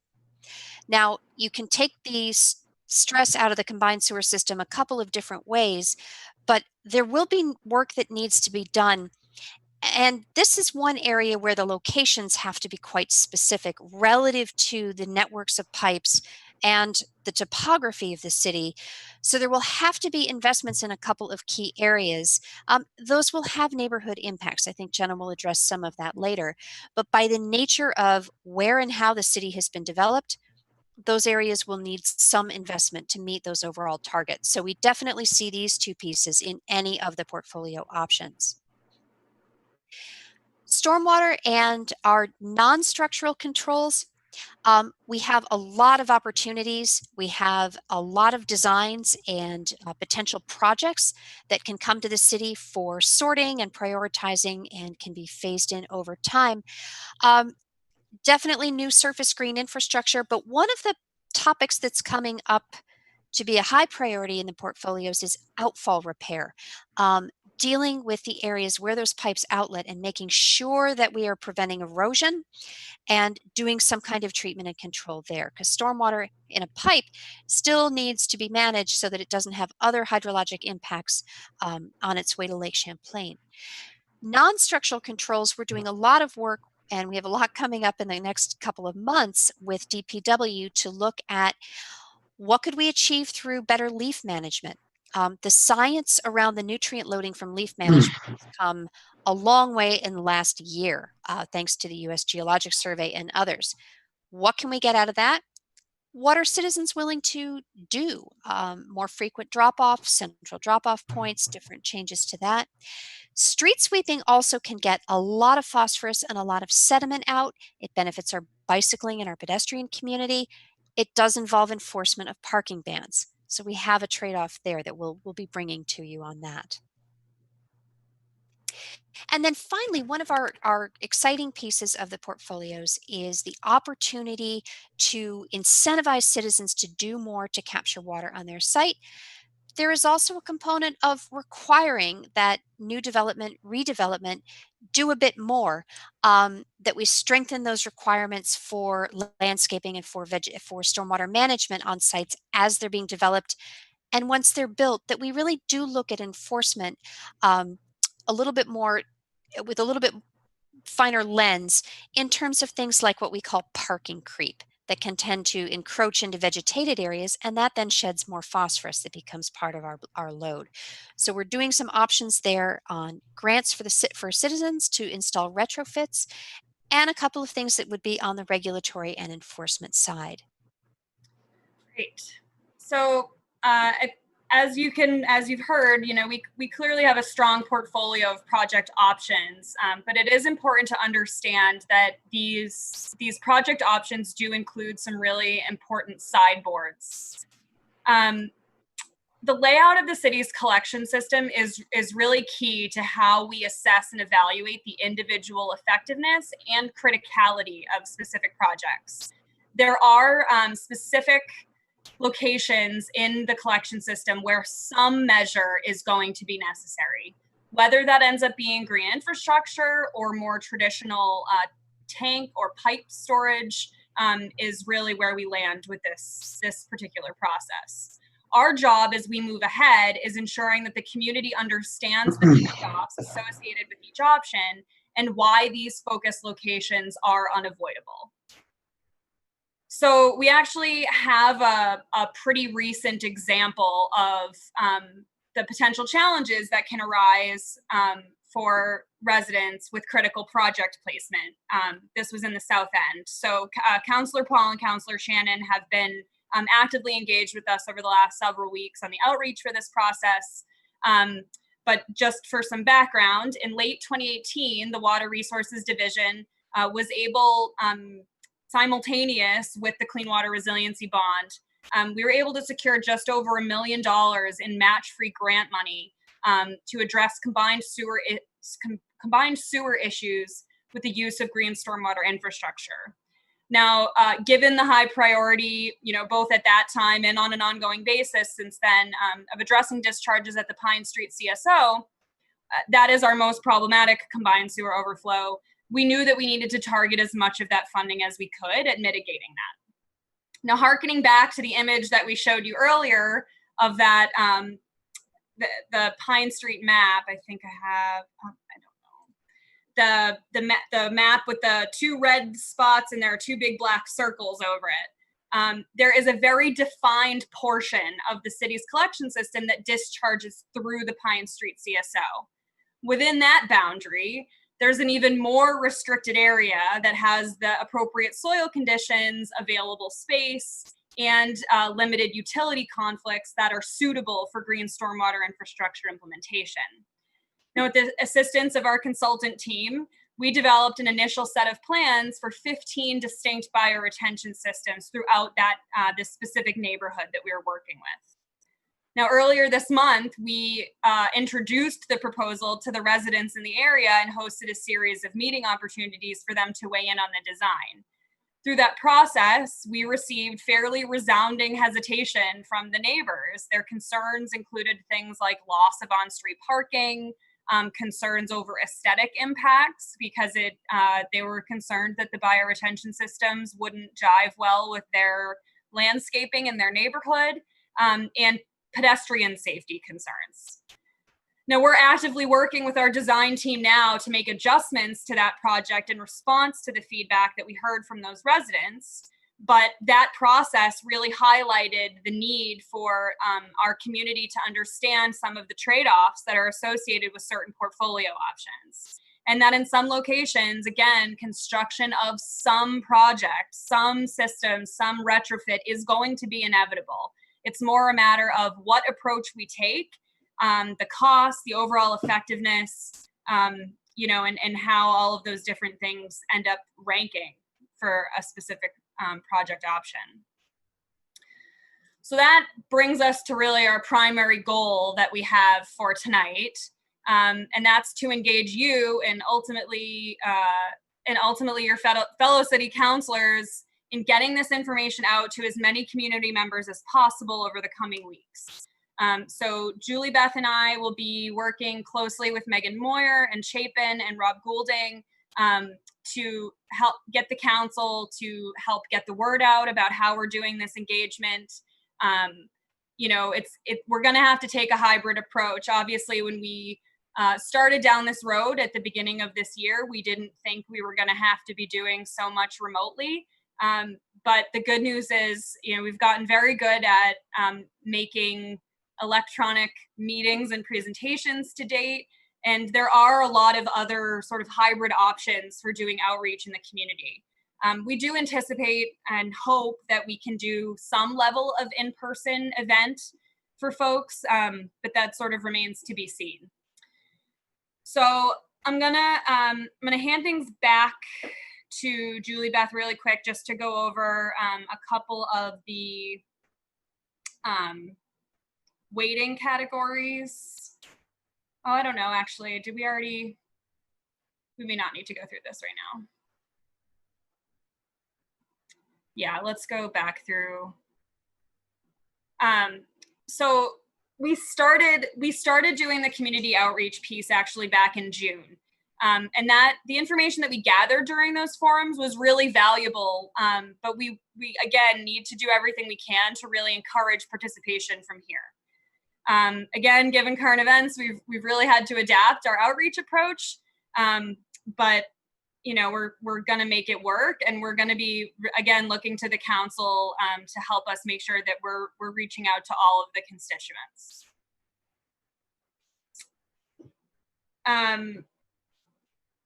Our next step, so August and September will be the next big pushes for public outreach. Very late August, so probably the last week in August, first week in September, first 2 weeks in September. This is the opportunity, again, for residents to weigh in on the projects, weigh in on the scoring criteria, and then evaluate the different portfolio options. While our current goal is to host some form of in-person event, we are developing as wide of a variety of options as possible to ensure everyone is not only safe, but able to provide their input here, no matter the circumstances.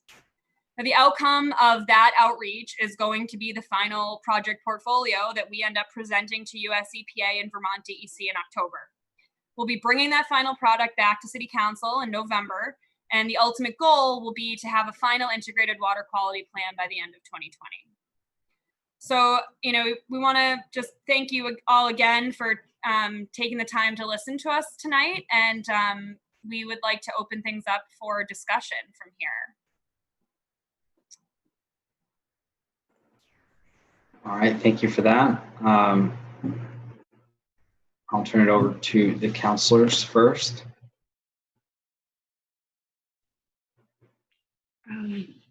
Thank you. This was awesome. I personally am very interested in water quality. It's something that we should all care about, which I'm sure we do. It impacts our health, it impacts our ecosystems, it impacts our economy. So I think that there's a lot of heaviness around this topic, and I think there's a lot of research that has been done. So I appreciate the compilation of this specific integration process.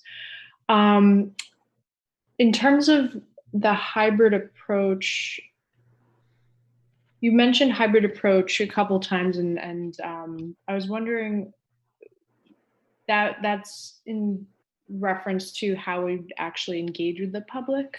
Is that correct? Yeah. Okay. So I think this is something that a lot of people care about, especially when we purposefully engage people in this topic. So I'm thinking, I personally am a huge advocate of getting public input. So I think that that's like something that we really, really need to focus on, and not just for the South End, but for everyone in Burlington and surrounding towns, and being proactive on that, because a lot of people are being impacted. It doesn't really matter, the border of the city or city limits or anything like that. So, so the health of our lake is incredibly important just for our longevity as a city. And so I very much appreciate what the plan is and what we're trying to aim for. I think that that's a really great timeline, but I was wondering, what's the contingency if we don't have a plan by the end of this year, which is only in a few months, believe it or not. So I just wanted to get some feedback on that front. From a regulatory perspective, we have to have a plan by the end of this year. So there isn't a contingency, because there can't be. We've already had several contingencies. We've had several extensions. DEC has worked with us really closely over the last several years to push out issuance of our National Pollutant Discharge Elimination System permits for our wastewater treatment plants. We have pushed out the due date for our phosphorus control plan under our MS4 permit, and the clock is running out. And so, we have COVID notwithstanding, we have to come up with this by the end of the year. The alternative is that we end up with a traditional set of permits, and we have to try to apply things that we've drawn from this process to those permits, and hope that sometime next year DEC will work with us to issue an integrated permit. But that's, unfortunately, from a regulatory perspective, there isn't a lot of flexibility in our timeline, which is why we're trying. Oh, sorry, Jason. Sorry, Jenner. It may be helpful, Counselor, to know that in 2014, when Burlington was one of the 4 cities in the nation selected to pilot integrated planning, there was a very robust 2-year stakeholder process that did engage both our environmental organizations, community organizations, councilors, neighborhood planning area members. And that was the original set of criteria that were developed that really guided our opportunities assessment. This has had a long process. It's so long that many people have come and gone through it. So there has been a great deal of process, and there has been overall an affection for and a community purpose around surface green infrastructure, around seeing what we could do that isn't the hard engineering at the plants, that doesn't have those community greening and traffic calming benefits potentially. So there's been a lot, of course, people turn over. It's hard to remember that, oh yes, we did that 6 years ago now. But we really are building our criteria and scoring off of that. And our opportunities assessment, many of the beneficial projects have come out of that longer process. Okay, thank you. So yeah, that makes total sense to me. I think, yeah, I'm fully on board with us being aggressive in terms of getting something through and something really, really proactive. So I think it'll take, a lot of coordination but I do like the idea of treating everything as a whole. That keeps things nice and even across the board, and obviously things go a lot faster. So I think that's very good. So I'm very supportive, and I want you to know that I am in your corner on that goal, especially by the end of the year. I just want the plan to be really good. So I feel like still engaging with the public, and that's something I would love to help out with too. That is very important for me. So I think that's all in all a very good plan. Thank you. All right. Thank you, Councilor Stromberg. I'm going to ask one quick question before I get to you, Councilor Hanson, just because it'll help me understand going forward before I make my own comments. But so this would be to Ms. Olson. If you can just ask, so I suspect this is like an issue that has universal acceptance around Burlington, and that we should be, a leader, not a follower on this because of how important the lake is. Can you just explain from like a broad strokes picture perspective, what has been the difficulties for you as a staff person in creating this plan? Is it finances? Is it, because I know that we have issues with the plants already. I think the biggest challenge for me, and I think Councilor Stromberg actually touched on this a bit, is public perception. We do a lot of really active work in DPW and water resources specifically. And it's not even just us. I mean, our streets teams, our technical service teams, DPW overall puts a significant amount of collaborative effort into water quality improvement efforts, be it, Operation Clean Sweep or upgrades at the wastewater treatment plant. It's all related, and it all has a really important benefit to the lake. But the only time we end up in the news is when one of the plants discharges, or when there's a CSO, or when a beach closes. And it becomes really challenging for us as staff to get the word out and promote and help encourage participation in things that we are doing to address water quality versus the stuff that we're doing wrong.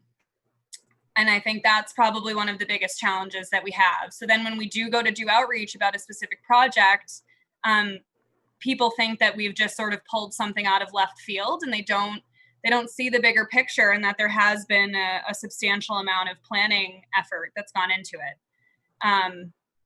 Or just how interconnected everything is.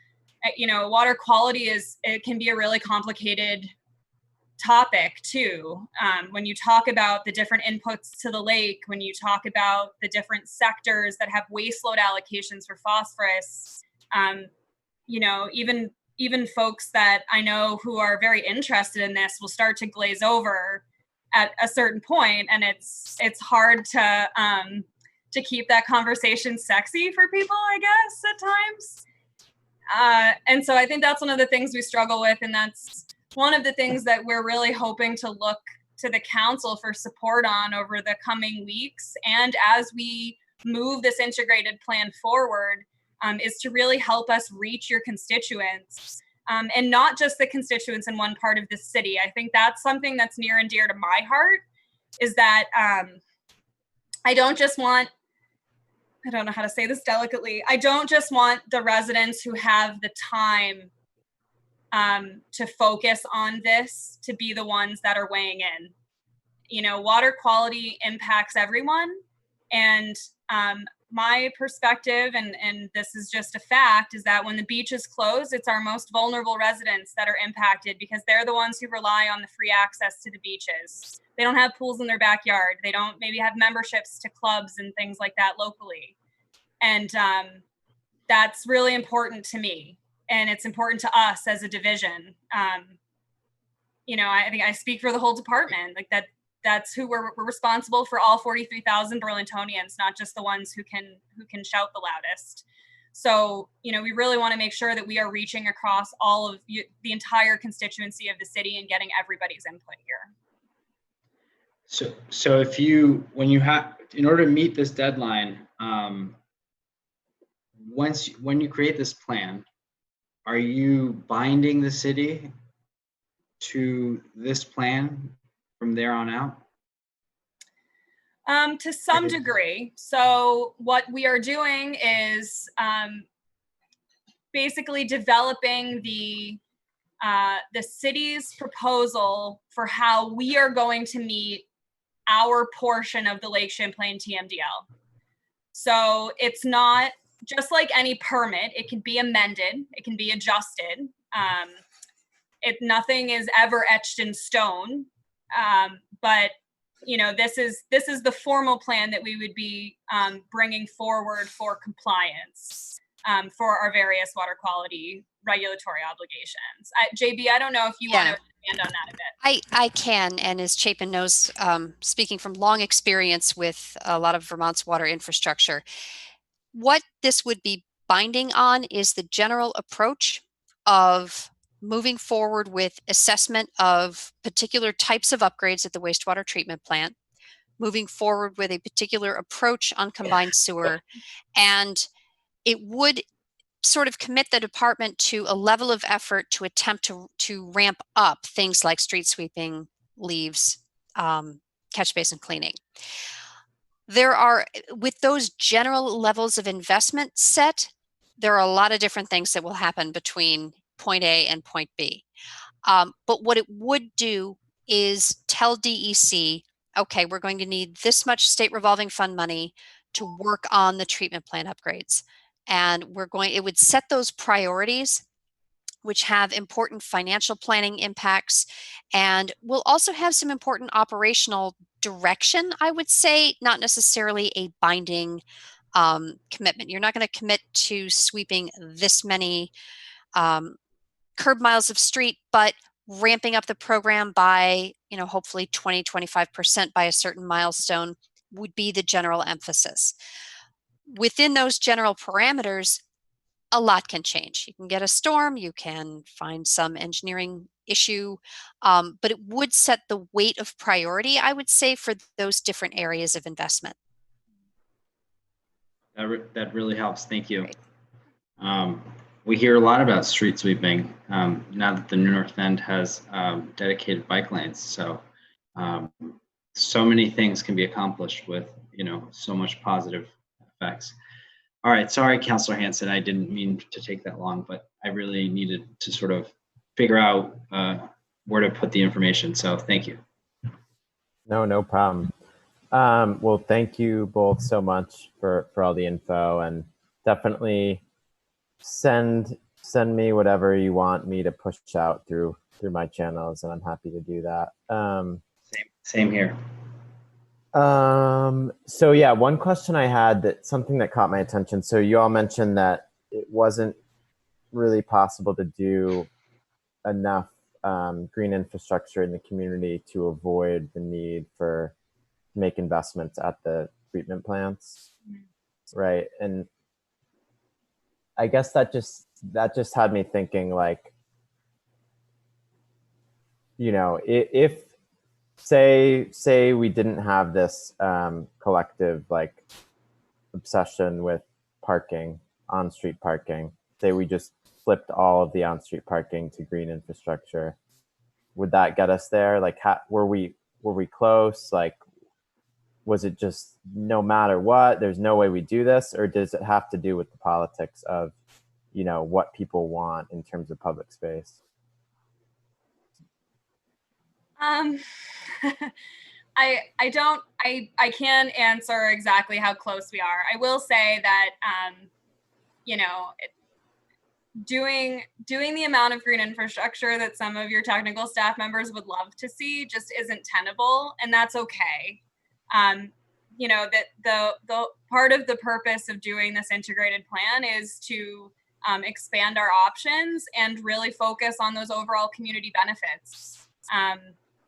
You know, we're not interested in any option or any infrastructure that we have to shove down people's throats. And you know, all of these options have some ancillary benefit. And so, you know, if we're not doing as much green infrastructure, but we're able to enhance street sweeping, you know, that allows to hold on to some on-street parking, and it has a benefit to our bicycle community. And so, you know, I think it's important to just look at it comprehensively, is that there was never a point, I don't think, where we were going to be able to put all of our eggs in one basket.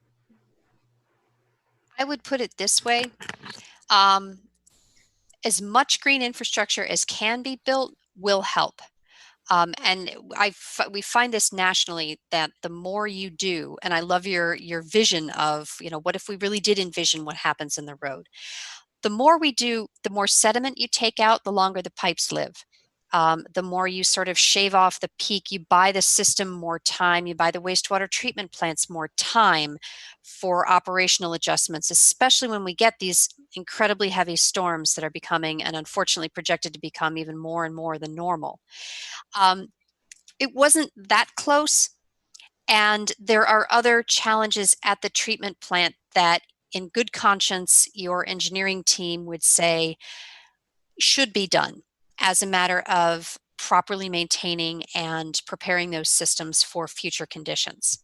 So that would be the way I would characterize it. Mm-hmm. And could you give us a sense of scale of cost of, for example, the upgrades at the treatment plants, just scale? JB can speak to that a little bit better than I can at this point. And I'm going to get in really big trouble with the engineering team if I do. Just magnitude, not order actual magnitude. Order of magnitude, yeah. Anytime you touch a wastewater treatment plant, you are at 8 digits. And that can, however, be a phased operation.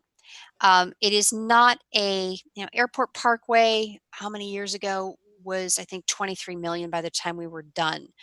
Bartlett Bay was more in the neighborhood of 12. But there are a couple of things that could be, like Jenna talked about, the idea of front loading, getting certain pieces in place sooner than later to benefit the lake and really deal with some of those acute issues. A couple of those are process related that are in the millions, but you don't have to bite off the whole thing at once. So there may be part of the job with whatever portfolio is ultimately selected is to then work with DEC on the phasing and financing of those improvements. Got it. Okay.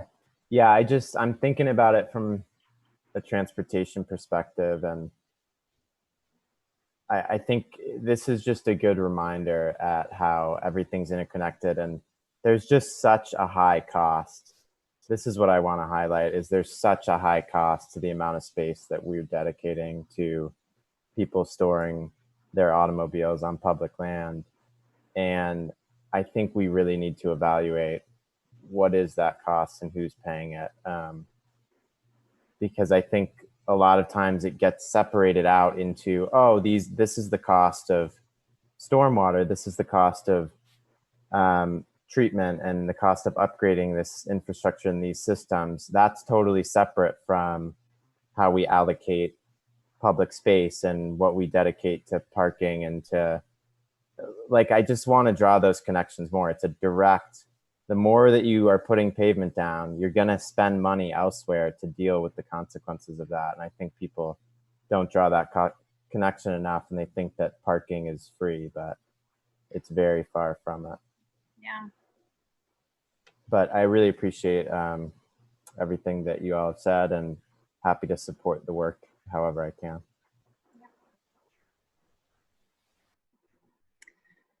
I just quickly wanted to share one image. We had sort of kept this in our back pocket, but this image actually just shows the work that we've done to date in greening the city. So, you know, and from 2011 to 2019, overall, we've been able to treat runoff from 2.3 acres of impervious surface each year. So from 2013 to 2016, we increased from 0.4 to 2.4 acres per year. And then in 2017 to 2019, we were greening an average of 4.1 acres a year. So there is definitely no shortage of this work happening in the city now. It's just a matter of, you know, an economy of scale and where we are moving forward. We have to move this needle really far in some cases, and you know, we need to make sure that we're making the most cost-effective and performance-effective decisions for the city and for everyone who uses the lake and uses Burlington. You know, it's not just our residents that we're responsible for. Councilor Stromberg, or I can't remember actually who it was in the last presentation, you know, our tourism is very solidly based in tourism. And if the lake is a cesspool, then nobody's going to want to use it. And that's going to impact everybody in the city. And so, you know, we have a big task ahead of us. Just to clarify, so this is showing impervious that was converted to pervious? Either impervious that was converted or impervious that was treated through the use of green infrastructure. Okay, got it. Is that the distinction between the light and the dark shading? Or, the light and the dark, no. this is where the regulatory math becomes yeah, angels I'm on seeing a the header pinhead. now. Yeah. Those, some were done under one regulatory regime or counted towards one regulatory regime. Others were counted towards another, flow restoration versus phosphorus reduction. The lake is happier either way. But we do measure in terms of flow attenuated and phosphorus reduced. Both, of course, have a material benefit. Okay. And is there a breakdown of, because I do see them as different. Like one I see as kind of addressing the root cause versus the other is dealing with it. You know what I mean? Like converting impervious to something that can absorb versus dealing with the consequences of that impervious. Sure. I would say, having done we did a lot of really innovative work with aerial imagery and the city's records. Many thanks to the Department of Planning and Zoning. There has been very little net new impervious in Burlington over the last 8 years. Which was a little bit surprising with all of the development. It's really come in the form of redevelopment. We didn't see much in the way of reduction. And an area of concern that will be highlighted in the project portfolios is parking creep, which functionally turns permeable surfaces into a compacted land area that then sheds sediment and phosphorus. So we're not seeing much new impervious, not seeing a lot in the way of reduction. We did in the opportunities mapping look for places where there could be reductions, but we're more concerned with making sure that the impervious that's there doesn't sneak its way to becoming bigger. And that's really a regulation and enforcement issue. Councilor Hanson and Councilor Polino, I believe Karen Long is in your region of the city. Yes. So we have had extensive conversations with Karen about this particular issue, and thankfully she has been really engaged in this process. So this is something that we've been working on directly with Karen. Yeah, and Paul Bierman too. Is he Yep. involved? Yeah. Yep. Great. Yeah. Thank you both so much. All right. I think that wraps up that item. Unless there's comments from Director Spencer in terms of next steps. I just want to thank the water quality team who's pushing hard to get this done by the end of our calendar year here for so many reasons. And we are going to get this across the finish line. It has been great advancing a lot of the green stormwater infrastructure, and how talented our team has been at finding other monies. City Hall Park with the stormwater is looking great. Great streets on St. Paul is a great example of recent success. Now we're up in the south end where the combined system really needs us. So we're coming to the Old North End soon. So we're really hitting every part of town where the return on investment is appropriate, and we're going to keep hitting this hard for the good of the lake and good of us all. Yeah. Okay. Thank you all so All right. much. Thank you all so much. Have a good night. All right. The next item on the agenda is item number 6, fiscal year 2021 fleet recommendations. And I'll turn it over to Lee, Perry, and Martha Keenan.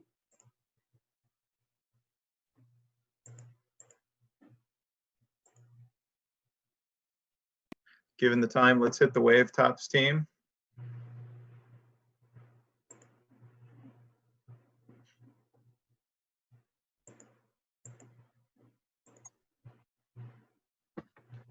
Everybody hear me? Yes. We're just waiting on Martha.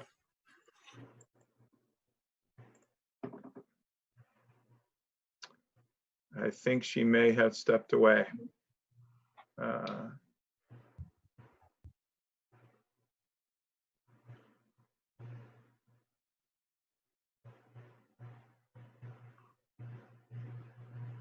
Lee, are you able to share the list? Yeah, let me find it here. Right. Hello, Martha. There she is. Hello. It's a pleasure to be here tonight. Sorry about that. I'm not quite sure where I went into the ozone there. So I'm excited to be here tonight with Lee. Last fall, we came to you with the financing for the fiscal year 20 vehicles, and a lot of questions came up. And so we hopefully have a lot of answers this year that will alleviate your concerns or help you know that we're moving in the right direction towards our net zero goals. We're not there by any means, but we're making good strides. I believe you saw the memo that was sent to you. We are proposing to purchase through a lease 30 vehicles or pieces of equipment this year. I'm happy to say that 10 of them are electric or hybrid. So 30% of the pieces of equipment are moving towards that net zero goal. And we took a lot of steps on that to get there with a new policy last year and a new procedure for moving towards general fund fleet. We spent a lot of time with the various departments determining what they believe they needed. Then we met with BED to go through them and find out what incentives there were. Then went back to the departments to meet with them again. And then we came forward with our recommendations again to BED and made sure that they felt that we were moving as much as possible towards our net zero goal. So what you see before you is about 6 months worth of work towards these vehicles. The one thing that's not in the nice chart that you have is our cost of carbon. And so we did on each of these a cost of carbon to make sure that we were making good decisions on the items that did have a possibility of being a hybrid. A number of them, unfortunately, are not yet at the point where they make sense to go with a hybrid. And the funding for this was all approved in the fiscal year 21 budget, capital budget. And I presented that in the memo here. And it presumes that we are going to go for a master lease for these vehicles. Each year, the city has about $2 million worth of vehicles that should be replaced. We have over 350 pieces of equipment, and it has a large number to it, and we don't have the money to buy it with cash. So the master lease that we received last year was for 2.64. Our memo says that we're expecting not to go more than 4%. And right now, financing is really good. So I expect that we're going to be closer to that 2.64% that we got last fall than this 4%. But I like to be conservative in my numbers, and it's safer that way all the way around. The vehicles themselves, I'm going to let Lee speak a little bit to the process that we went through and how we came up with these various vehicles and why they are either electric or not. So Lee, would you like to go through that? Sure. So out of our vehicle replacement list, we have, if you're viewing the list, listed electric at the top, hybrid, fossil fuel, and fossil fuel with no alternative. So where we could replace with electric feasibly, we did. So one of the first items was over at equipment maintenance, we need a new forklift. The size of the forklift we had, it was not safe for what we were doing, and we wanted to increase in size. There were propane options, but we found an electric forklift that will suit our needs. So we went with that option in electric. Police admin vehicle, Taurus, we're going fully electric with that. Parks Department had a F-150 half-ton pickup that was due to be replaced. And when we were at the EV conference in West Leb last fall, myself and Claude Reno, we found it's called a club car. It's a fully electric pickup truck. You can get it in multiple versions, but the version we want to get is it's a pickup truck. It's a 2-seater, fully electric, 8-foot bed. We thought it would be a good fit with either the campground or the waterfront, and we're pretty much settling on the waterfront. I myself demoed it last week. I picked Chapin up. We went for a ride, masks on. It was really, really an impressive vehicle to me. I don't have a lot of experience other than driving our admin vehicles that are fully electric. I had a blast driving around that thing for a couple hours, and I was pretty amazed. So we're going with that option to replace a half-ton pickup. And if the incident arises where they do need a truck, we're able to share vehicles within departments or even cross departments. I mean, I have no objections with the street department loaning them a vehicle if they need a truck or a 1-ton or something like that. We also have a fully electric mower, walk-behind mower. We have 2 of those. Initially, we were going to replace the cemetery walk-behind mowers with a stand-on electric mower. So it wouldn't be a sit-down ride-on, but you would stand on the back of it and ride on it while you're mowing. And we demoed that 2 weeks ago at the cemetery. We all tried it. I tried it myself. The only problem we found with that is with some of the steep slopes, they need to be able to mow those with a walk behind. And for safety concerns, it wasn't practical to use that stand-on mower, although at some point you can walk behind it if needed, but still that safety issue, and the slopes were a little steep. and getting in and around some of the headstones were a problem. So we decided it really wasn't a good fit for the cemetery. And so we are replacing their existing gas-powered mowers with existing gas-powered mowers. But we were able to swap out 2 other mowers that they use at Callahan Park that are gas mowers with 2 walk-behind electric mowers. So we kind of did a 2-for-1 swap there. And then fire is going to get an fully electric car. And that about covers it for electric vehicles. The only hybrid vehicles we have are the police line cruisers. We have 4 of those, the Explorers. And so now we're to our fossil fuel options. The half-ton pickups, I think as we discussed last year, the only options we have at the time last year and still right now are the aftermarket hybrid option, which, more discussion this year.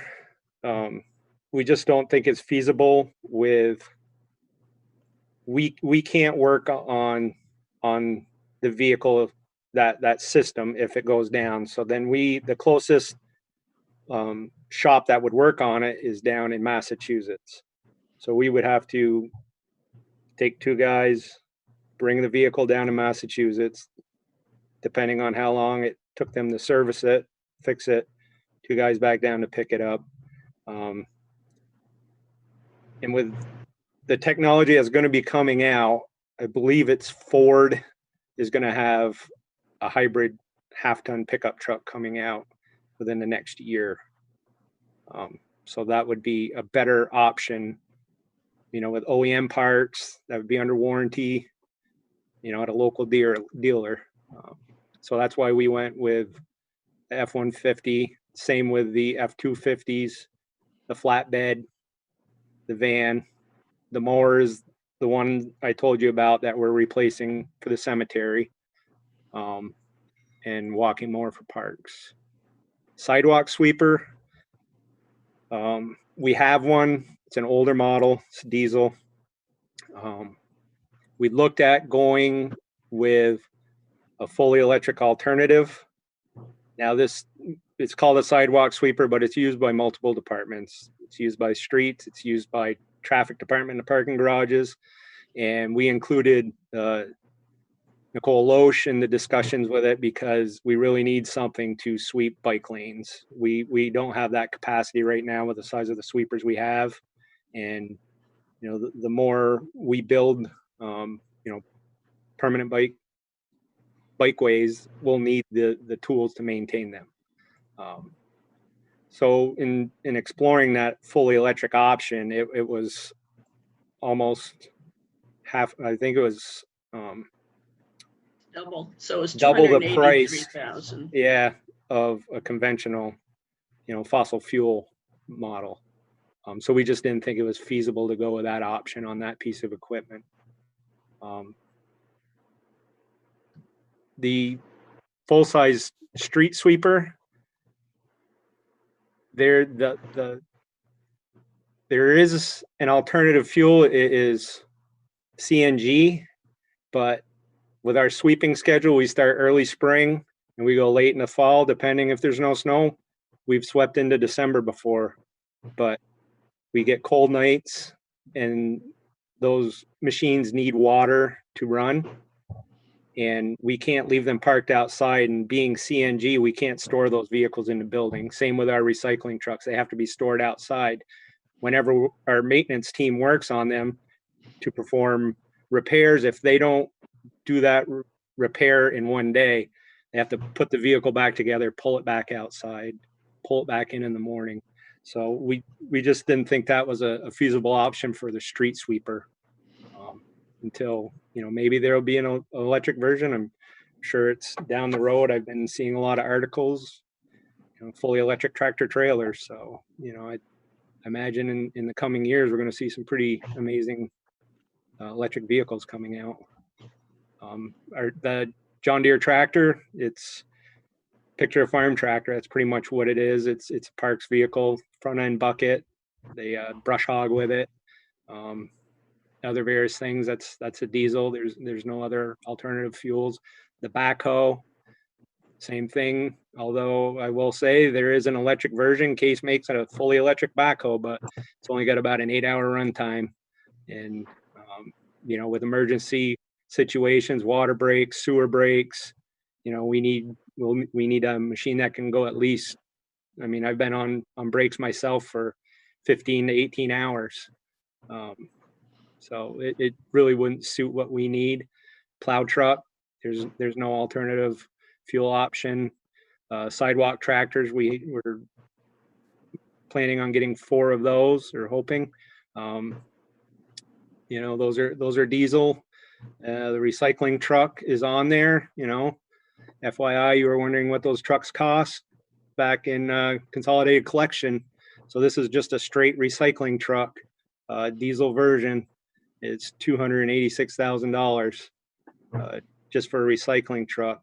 Comparatively with, you know, Consolidation, if you were to go with a split body to pick up trash and recycling at the same time, you know, you're going to add a little bit more expense to that.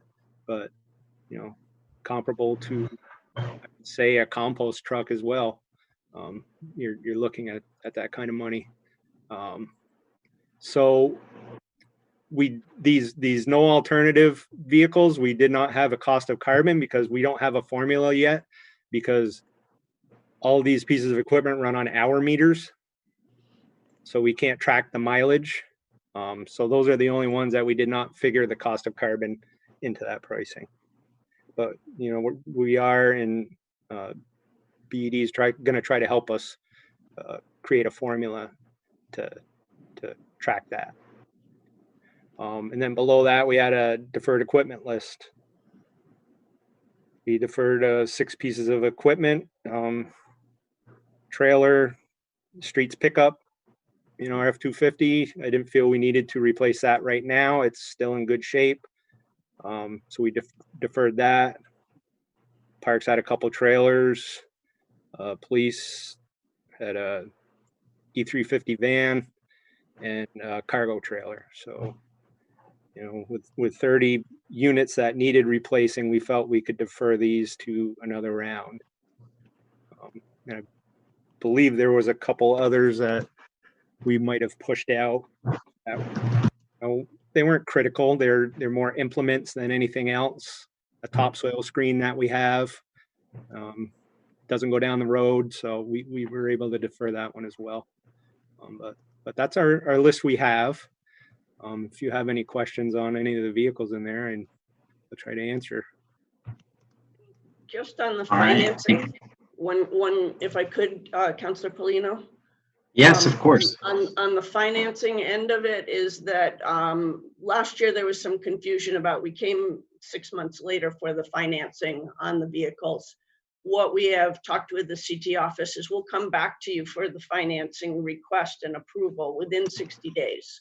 So if when we go to council, which we're hoping that we'll get your approval and go to council on the 14th of August for approval on the purchase of these, we would come back by October to you with the financing for those same vehicles and tie the 2 memos together so you could understand how they relate to each other.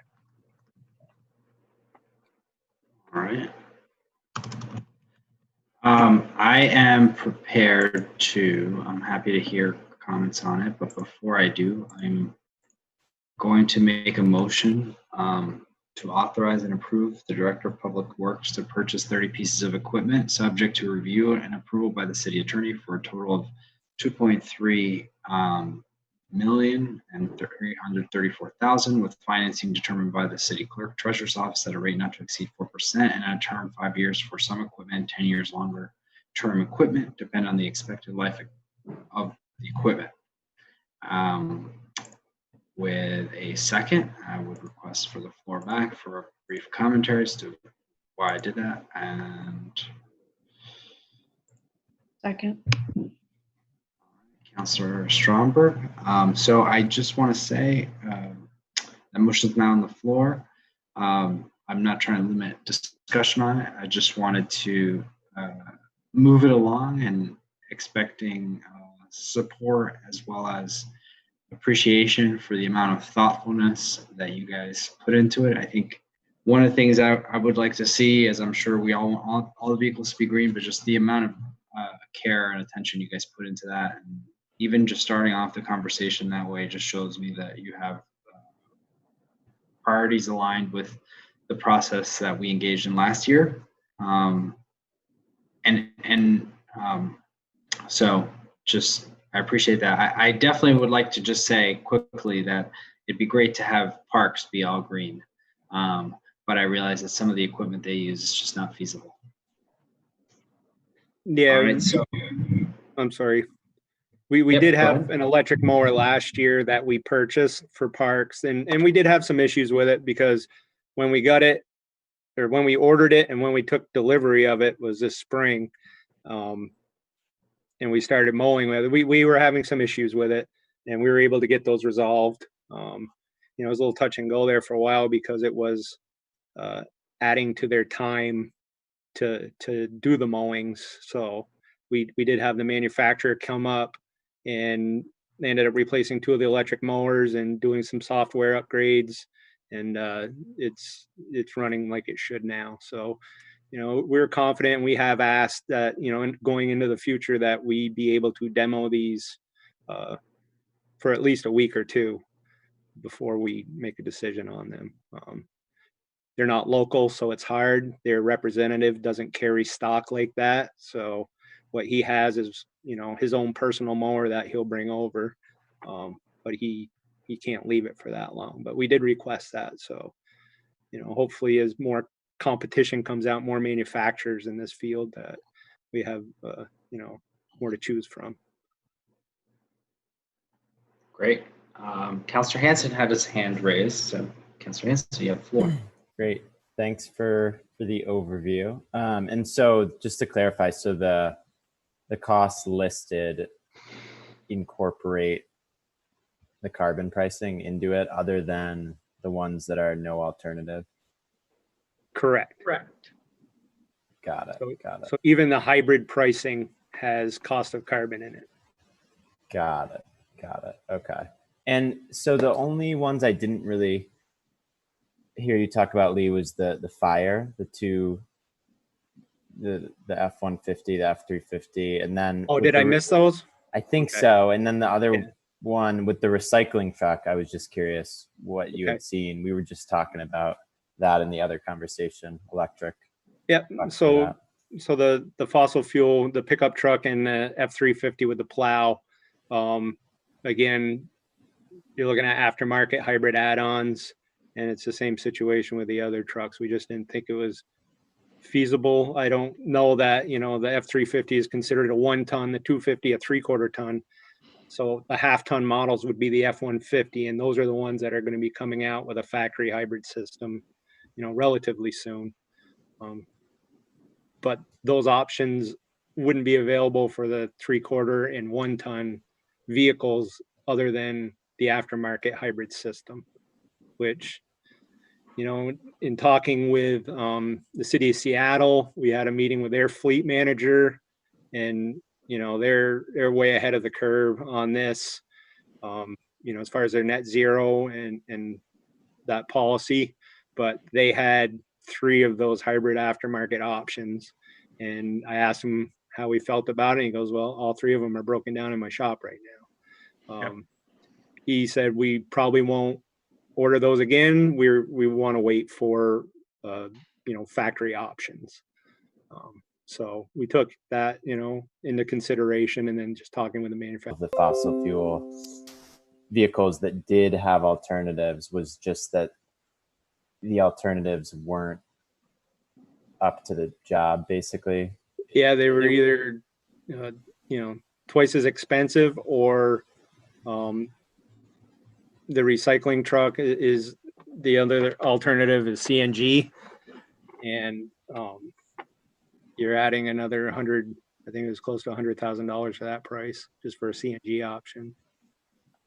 Okay, so and then we run into the similar situation with a sweeper working on the recycling trucks.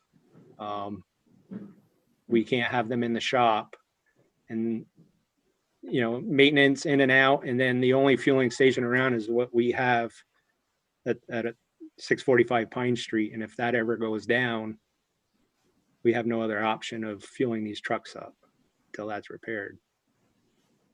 For the CNG. Yeah. Right. Which is still fossil fuel too, Yeah. technically. Although it's obviously a lot lower emission. But so I just want to clarify though, which ones was it about the cost versus, it sounds like most of them, it was about the operational problems. Which ones was the decision made based on cost? So it would be the sidewalk sweeper. Mm-hmm.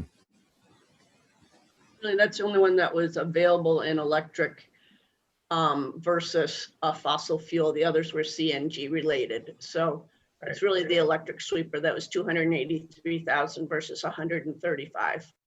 So we could buy 2 of them in fossil fuel for the same price as one in electric. So out of all the ones where the recommendation is fossil fuel, that is the one that the decision was primarily about cost, whereas the other ones were all about operational challenges. Yes. Is that correct? Yes. Yes. Got And for the amount of time that sidewalk sweeper is used, I mean, it does have a lot of downtime in between use, because the parking garages get swept so often. Bike lanes, it just seemed like the right decision. Got it. And then my other question is specific to the fossil fuel vehicles listed here. Which ones are the 5-year versus the 10-year lease? So we did have that discussion ourselves, is could we move some of the longer life items up into the 5-year lease so that if there is an option that comes up within 5 years that is more feasible, that we could actually trade those. One thought at the same time is that we're going to have a lot more pickups that will need trading also. A pickup with the city has a life between 5 and 10 years. Some of them, because of their use, have a life more than 10 years. Most of them have between 5 and 10. So it would be advantageous to put them in the 5-year lease. And they are all the ones that will have an option within the next 2 years, at least through Ford. Okay. I'm sorry if this is too hard of a request at this hour, but do you have a line by line, like out of all these fossil fuel vehicles, which ones are the 5 versus the 10? You said the pickups are all 5, and I actually haven't done that work yet, Jack. Excuse me, Councilor Hanson. The mowers would be 10 years. All of the street sweepers, tractors, the large items would go for more than 10 years. So all of the large items that are at the bottom would be more than 10 years. Most of the larger pickups, the F-350s and 550s, would have a life of more than 10 years. The smaller pickups, the 150s, could all be done within a 5-year. And those are the ones with the options that are emerging in the marketplace. Correct. Okay, yeah, I guess I would, if there's any way that you could get us that ahead of the council meeting, I think for me that's important, because I feel like when we're talking about net zero by 2030, we're making a 15, 12-year investment. We're already kind of saying that we're not going to be fossil free by 2030. So I just think that's really important, is that the ones that we are investing in that are fossil fuel powered, I would say that we should go with the 5-year, because when we talk about this 10-year window, like 5 years is a huge amount of time and a huge lift in terms of what we need to do collectively and globally to get off of fossil fuels. And I think it's going to be a world of difference too with the technology, the alternative technology that develops during that time. And I don't think it makes sense to lock ourselves in to 2030 and beyond with fossil fuels. We can add a column to the table that shows which year, what the length of the lease will be that we're going to be looking at, so that we can accommodate that. And you can see that clearly in the memo. Okay. And are there any like logistical hurdles between, say, you know, we wanted to switch some of them from a 10-year to a 5-year? Is that doable logistically? It is very possible up until the time that they actually come in and we're financing it. So within 60 days. So once we tie in our financing, when we go out for our RFP, we have to define which vehicles are going for which, so that, because they'll give us different rates and payments on them. Got it. Okay. All right. Oh, Yeah, and for Chapin, Jack's point, I think Yeah. some level we're limited to how many we can put in the 5-year bucket based on the amount of funds we have. But to your point, we can certainly indicate which ones that we can put in the 5-year bucket, which are the ones that will have that greater opportunity to transition to a alt fuel in the near future. Yeah. You're saying some of them, you're saying we can't do a 5-year option, Chapin, or? I would not do any of the large expense items that would have like the street sweeper down to the recycling truck on your list. We do have a financing limitation.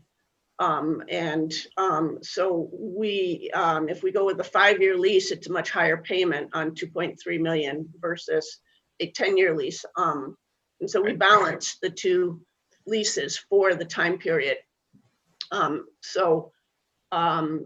We still have a limited amount of money that we can spend on leases. And so you would want to put your longer life items in that longer lease, so that you are covering the cost of it over a longer period of time. Got it. And so when you say the limit, are you referring to the 4% cap? Is that what you?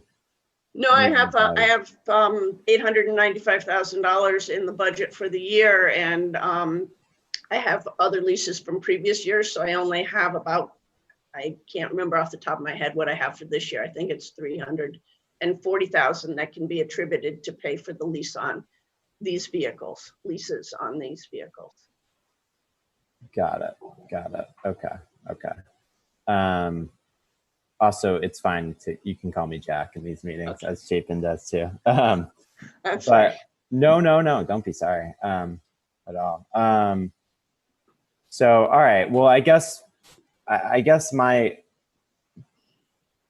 so I think I've laid out my concern. So I don't know what the best language would be, but I guess for me, like my amendment, what I would want to see here is that as much as we can, like as many of these vehicles as possible within the constraints of the budget that we could take over to the 5-year among the fossil fuel options that we could take down to that 5-year. That would be what I would want to pursue. And I don't know if that's a clean enough amendment or a clean enough directive that would be executable for you all, but that would be what I would like to amend here. Councilor Hanson, would it work, Martha, if we just we do the calculations internally and we come forward with the best deal we can given the financial constraint? I don't think you need to put it in as an amendment. I think it's friendly to us to go ahead and proceed in that direction. Is that fair, Martha?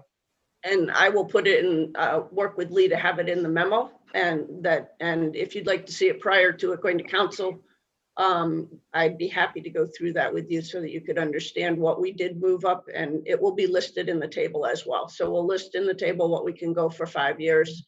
We will get as close to our total financing as we can, putting as much in 5 years as possible, and acknowledge which ones cannot or should not go at this point in a 5-year. Okay. And so I guess so first of all, thank you. I really appreciate it. And then secondly, I guess in terms of process, given that this would have some impact on the cost estimate, wouldn't it need to be a formal amendment. Chapin? Yeah, Because that I mean, I would think, change right, I little think bit. right, yeah, I think the amendment, to your point, is the amendment on the recommendation that Councilor Paulino had put forward for approving this. So I think that is fair. And then we can embed that in our memo and have the packet come forward as you have described, Councilor Hanson.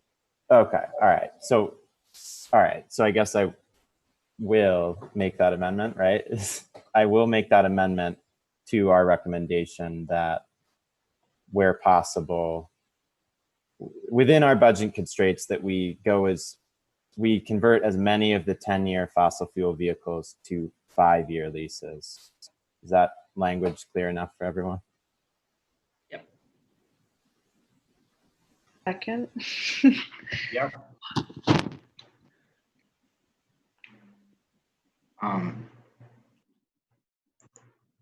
Can I just ask a question?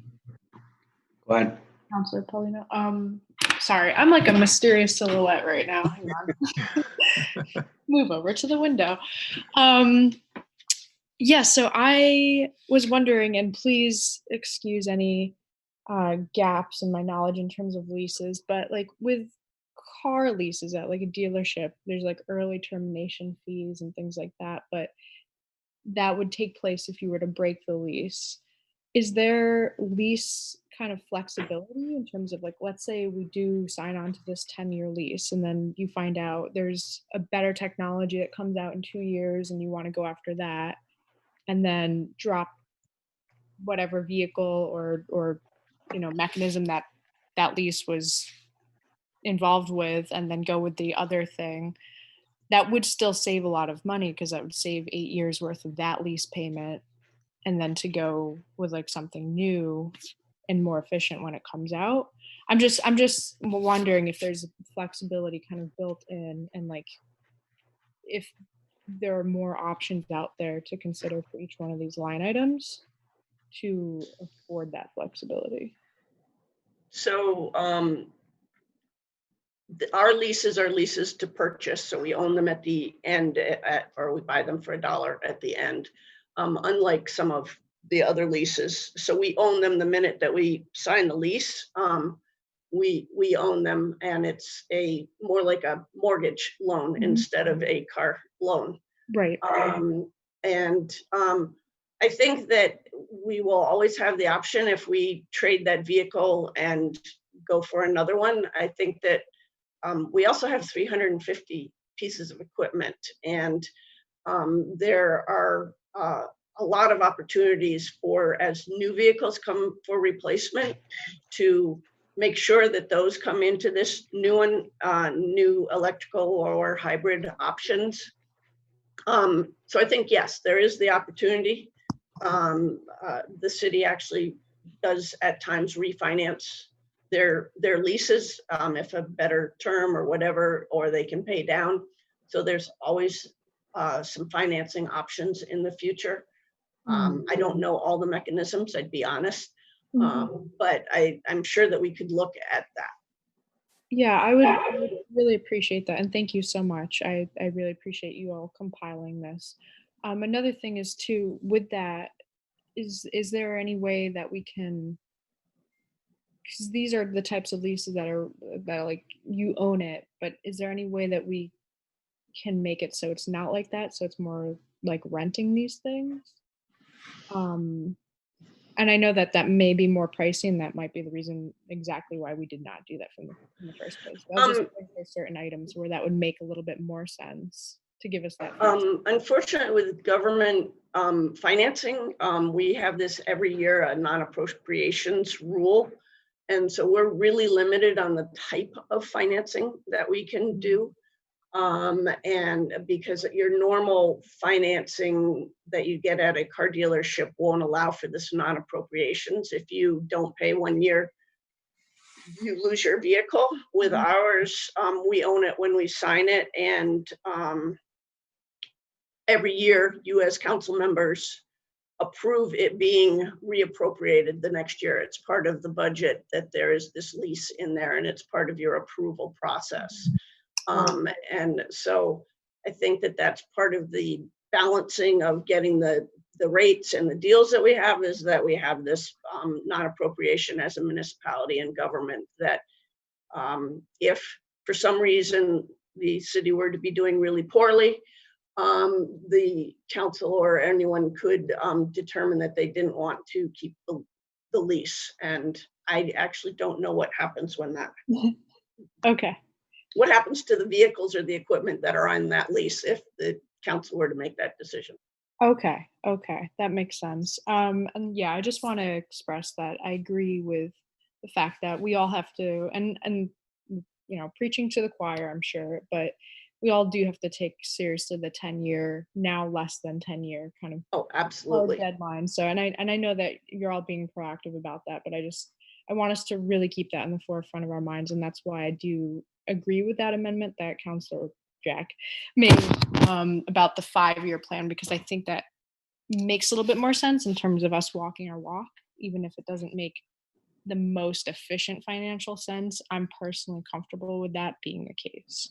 So yeah, and with this flexibility that, you know, if we get more data on that, if there's a strong amount of flexibility, I think it shouldn't be a problem to really kind of hold to the 5-year goal. So all right, thank you so much for your feedback. I appreciate it. Sure, and we will move as much as we possibly can to that 5-year. I hear that strongly, and I agree with you on it. So yeah, thank you. I appreciate it.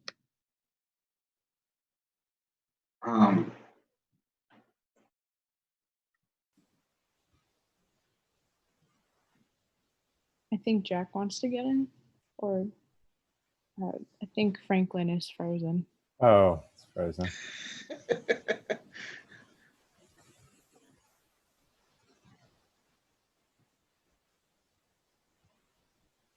Oh. I think he is frozen. I think he's frozen. Okay. He did drop off a few times back. So all right, well, I'll just jump in with my question, I guess. It's a direct follow-up on that. So, and that was really helpful, that clarification. So if we're buying it off the bat, though, does it actually give us more flexibility, the 5-year versus the 10-year lease, if we're owning it right away, either way? Like, yes. So I think that with one of the strategies that we've talked about all along with fleet is that the shorter lease that we can do, the more equity we have in the vehicle when we've paid it off. So it is advantageous to us to keep as short a lease as we possibly can, because if we decide we want to trade it, we can, and we have more equity in it immediately. And so it's a strong financial situation to choose a shorter lease if you can financially afford it. If you're interested in trading within a shorter time frame. Okay. All right, that makes sense. Yeah, and because the vehicle is a lot less depreciated. Yeah. By the time you would look for a trade, is that kind of? If you had your option, I would go with 5 on all of them, because if you were to trade a plow truck in 5 years or 6 years, you have a whole lot more equity in it than you would if you waited 12 years. Right. But the reason we can't do that is just because we'd have to amend the budget, the FY21 budget, or? We would run out of money to be able to use in future years. So we have a set amount of money that we have each year to spend, and we are trying to do leases each year and balance it over the 5 and 10-year life, so that we have enough and are sustainable at our finance. Got it. All right, that was all really good, helpful clarification. Thanks. All right. So I think we have an amendment we have to vote on. I'm sorry, I'm having some internet issues. I don't really know why. Can everybody hear me? Yes. Yep. I've switched networks a couple times, still have them. But anyway, let's take a vote on Jack's amendment. Seems like it's going to pass. All those in favor of Councilor Hansen's amendment, sounds like Director Spencer has the spirit of it, and it'll be included in part of the council requests. Please say aye. Aye. Aye. All right. So that passes unanimously. I'm ready to call the question. I would say all those in favor of the original motion as amended by Councillor Hansen's amendment, please say aye. Aye. Aye. All right, perfect. That leaves us item number 7, Director Spencer's report, followed by Councilor's update. Thank you very much. Thank you all for your time. Appreciate it. Thanks, Lee. Thank you.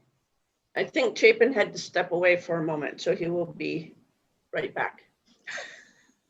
Right, we'll fill in the time. I don't have any updates right now.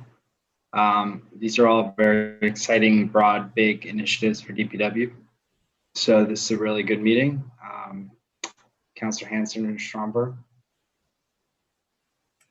Yeah, my only thing, and I kind of need Chapin to be here for it though, is just I wanted to follow up on and it tonight kind of reminded me of it, but the parking resolution that I brought through TUC and through the full council in January. And I wanted to see where that was at. It was originally for March report, but we got hit with COVID in March. And so I just wanted to see where that was at.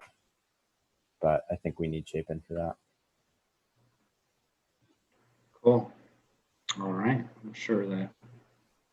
I don't want to speak on Chapin's behalf, but I think if he was here, he would be able to answer your question. But I'm not sure where he stepped off to or when he'll be back. Hey, we all have families and other things that are, calling us in different directions. So totally, it sounds like we heard a lot about what DPW is up to. So, and with the Parkway. So, Councilor Stromberg, you have an update for the TUC? I do not currently. Great. No, I'm set. Thank you, though. Well, I guess we can table Director Spencer's report. I can email him my thing. Yeah. Awesome. With that, I guess I can make a motion to adjourn with a second. Second. All right. All those in favor, please say aye. Aye. All right. Well, thanks, guys, everybody on the call. Thank Good you. meeting. Thank you. I'll see you guys soon. All right. Good Have a night. good night, everybody.